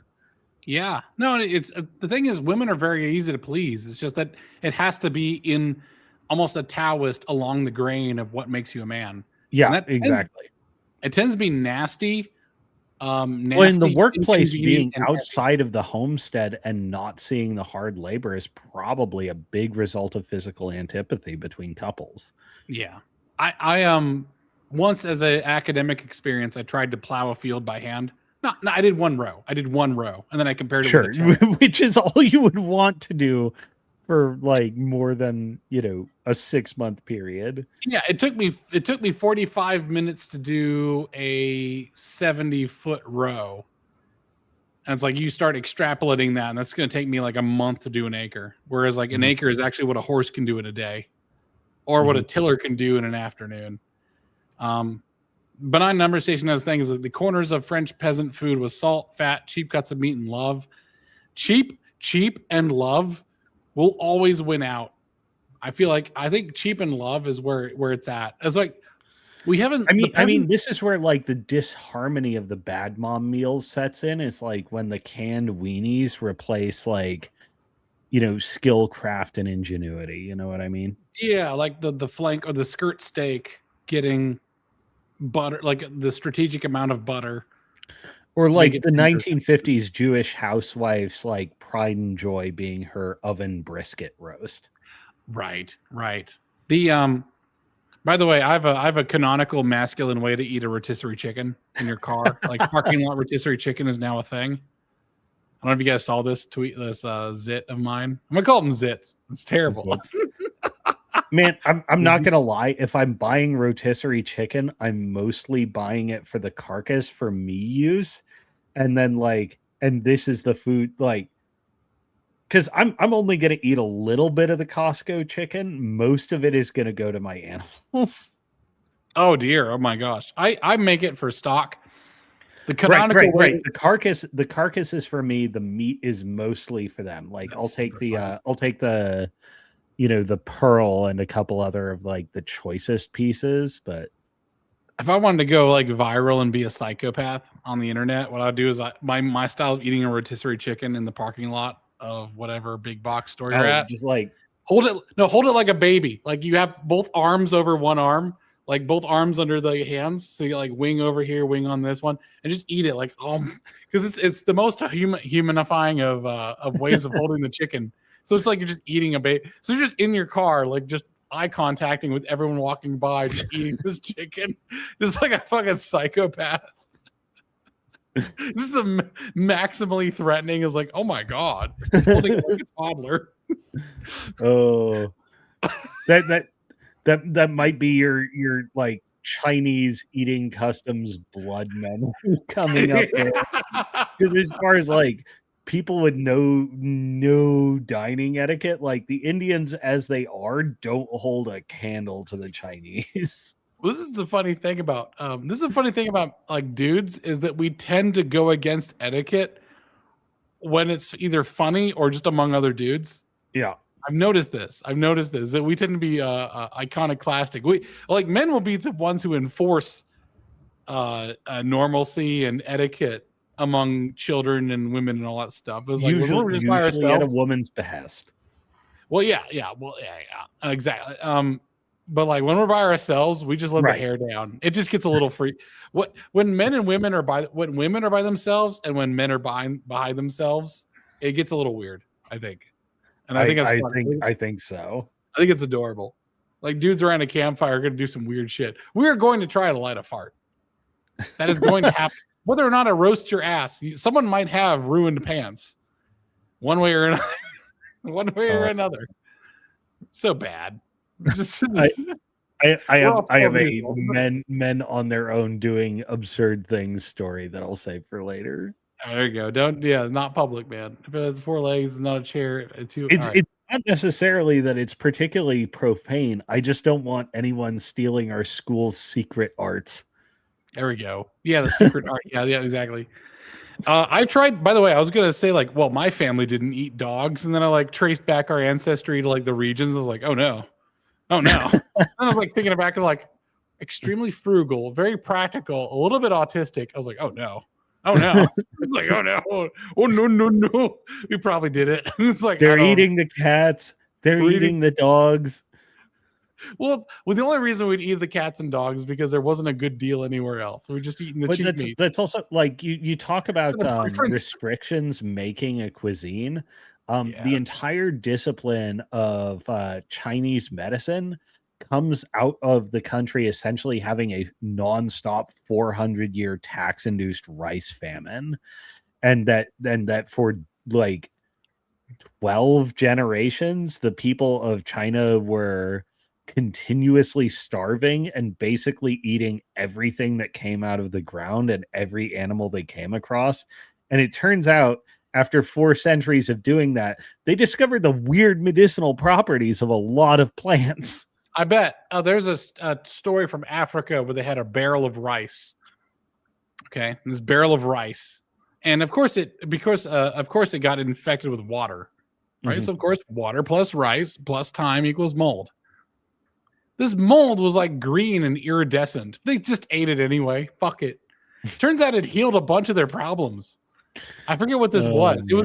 It was like an organic discovery of penicillin. And I was like, this is like what's the horse paste? Oh, the ivermectin.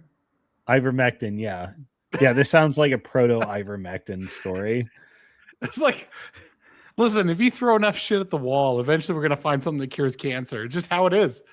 Yeah. Eternal life. Turns out if you just like ferment a dog's bollocks and then you like cover it in tiger's piss, and then you put it in the full moon, it's like apparently then you get to live 1,000 years. Brian Johnson's like very interested in the dog tiger piss. Ryan Johnson starts speculating real heavily on tiger piss and balls. He's like the moon from like what was it? What was the Legend of Zelda game? Shit, he's Majora's like looking Mask. at it from the sky. He's the moon side. He's like looking at what you guys doing? What are you doing in Asia? What's going on? You tiger piss? All right. Tell me how it goes.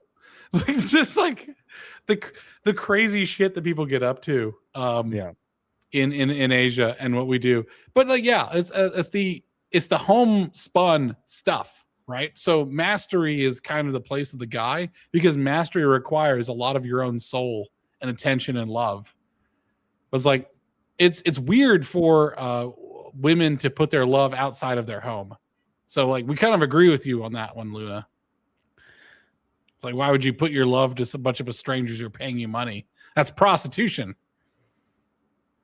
To us men, that's just a day job. We do it. That's kind of terrible. I didn't realize that. That's terrible. Oh, what? We're a bunch of whores. That we're harsh on prostitution because we're like, no, that's my job. That's my job. I'm here to like put my love into this fucking croissant and then sell them at the bakery. So just returning to, maybe we close out on this, returning to Dirty Engineer. So wait, we are talking about Christmas banter. Is this stream full eggnog Americans or no? I feel like I'm very choosy about eggnog. We should do a stream where we both make eggnog on our own respective turf, and then we just like we have it going. You know what I mean? Like your kitchen, my kitchen. We see what we come up with. I'm not gonna lie, I'm very choosy about eggnog because they often curdle super easily when you add hard liquor to them, and that's just a straight no from me. Challenge accepted. Listen. Oh no, it can be done. I'm going to have my belly filled with straight up like yogurt consistency. If I don't get my exact right eggnog, I'll take a blind Russian every time. Is that different than a white Russian? It's a white Russian, but you replace the only thing that isn't alcohol with alcohol. So 2 parts vodka, 1 part Kahlua, 1 part Bailey's. Oh my gosh. Okay. Okay. It tastes like tiramisu in a cup. Really? Oh, okay. It's okay. So all right. Oh, that sounds really good. Actually, okay. I think Ella bought some Baileys before she left, so I think that's what I'm going to do in a few minutes. I'm going to try nog with bourbon, store-bought nog with bourbon, but then I'm going to try to. I want to make actual. You just got to get the right kind of nog. You have to watch out for the dairy percentage, otherwise the bourbon will cause it to separate. What percentage? Do you know? I'll look it up. I can look it up. Yeah.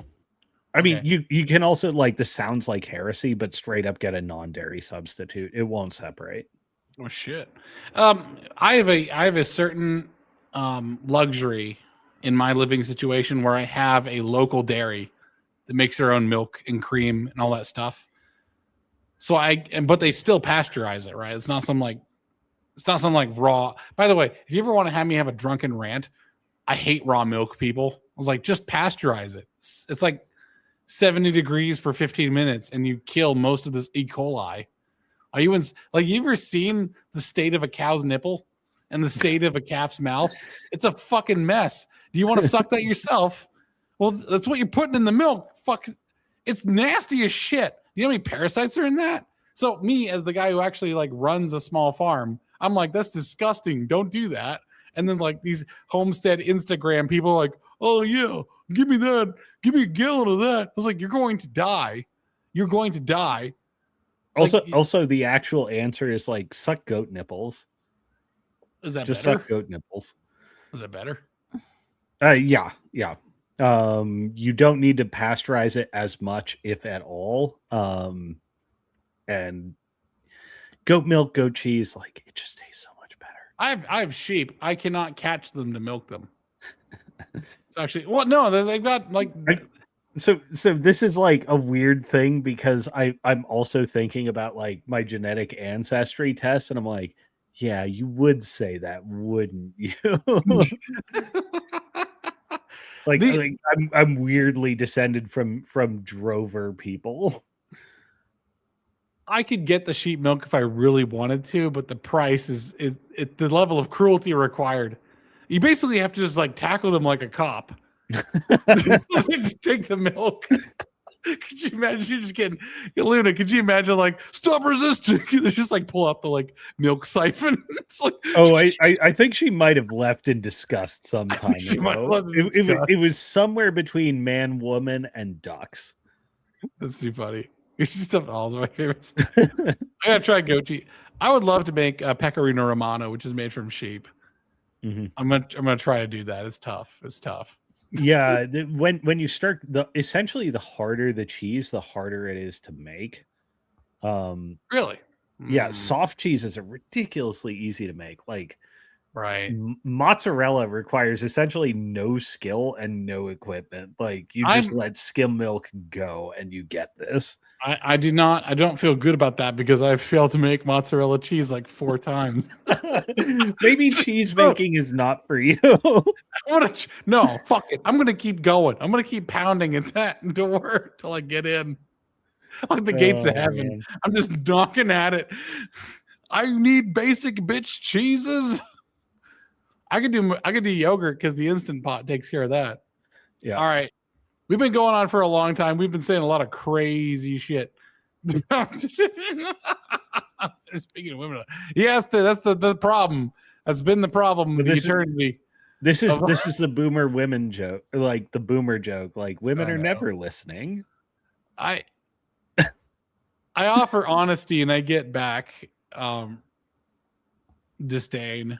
Well, Luna was a good sport. I think we had some aggressively confronting masculine position stuff, and she hung in there with most of it. We're just different. The thing is, we're just different. You know, I'm still here, right? Well, no, we don't, because you haven't said anything. Yeah.